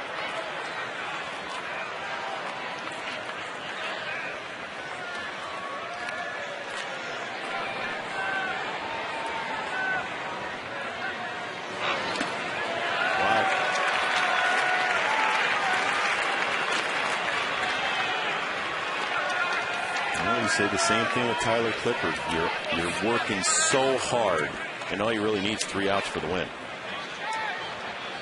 I'm not saying lay it in there, but locate some fastballs, get a ground ball, try to jam Josh. The whole changeups and curveballs and stuff, I don't know why. 3-2 pitch. Willingham gets a strike and knows what to do with it. Into the left field corner. The Hammer's on his way to second base. And the Nats are fighting right to the end here.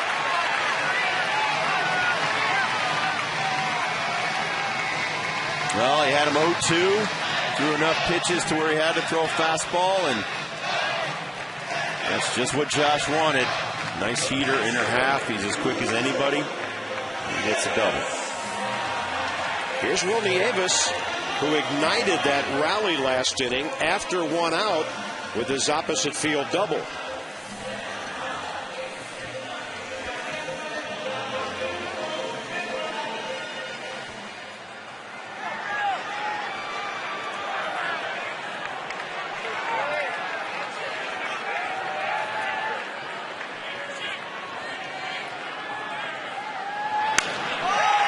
The other way and hits that ball extremely well. Francoeur pulls it in. Willingham tags. He's at third base with 1 out. Wilmy Avis got 2 pretty good swings tonight, didn't he? Yep, but for K-Rod, that's the fastball away. You've got the backup catcher. If he hits a home run there, you tip your hat. But he hits a fly ball. You have a very good right fielder out there, makes the play. You got 1 out. Willie Harris, 3rd at bat of the game. Came in as a pinch hitter in the 6th.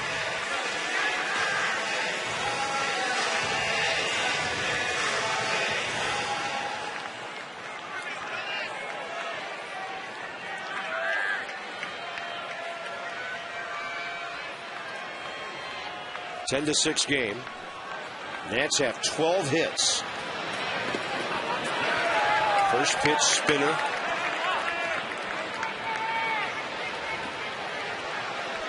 Good block here by Barajas to save a run. See him lean that chest forward, keep it in front. Outstanding catcher. Henry Blanco, the backup, is as good or better defensively. Oh, yeah. Still has a cannon for an arm. Harris up the middle. Good scoop there by Alex Cora. RBI ground ball by Willie Harris, making it 10-7. And Willie has 3 RBIs tonight. Well, and that was an outside fastball that Willie tried to pull, and he hit it on the ground, and Cora, the Gold Glove infielder, made an easy play of it.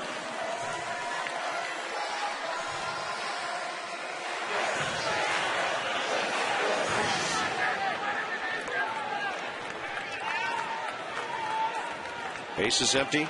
3 in Desmond, 2 for 4 tonight.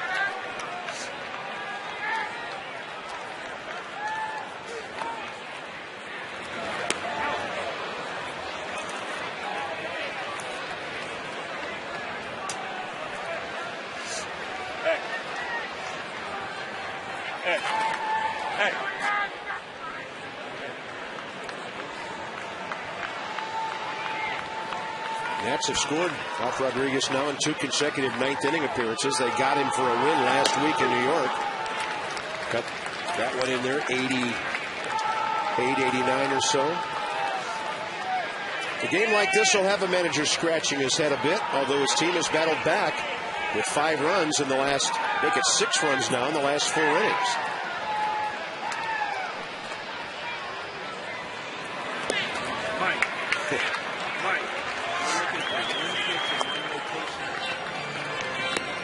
Johnny and Ray are here at the ballpark tonight. It's a wild one here. And we got 2 wild men to break it down for you. The manager live reacts from the clubhouse. It's all coming up on Verizon Fios Nats Extra. Desmond pops it up right field. Jeff Francoeur is there. And in a battle of more than 3.5 hours, the Nats drop one to the Mets. Out hit 15-12 and losing 10-7. And that will be a split of the 2-game series. For Rob Dibble and Debbie Taylor, Bob Carpenter, the Mets win it 10-7. They played errorless ball tonight. The Nationals did not, and they stranded 10 runners.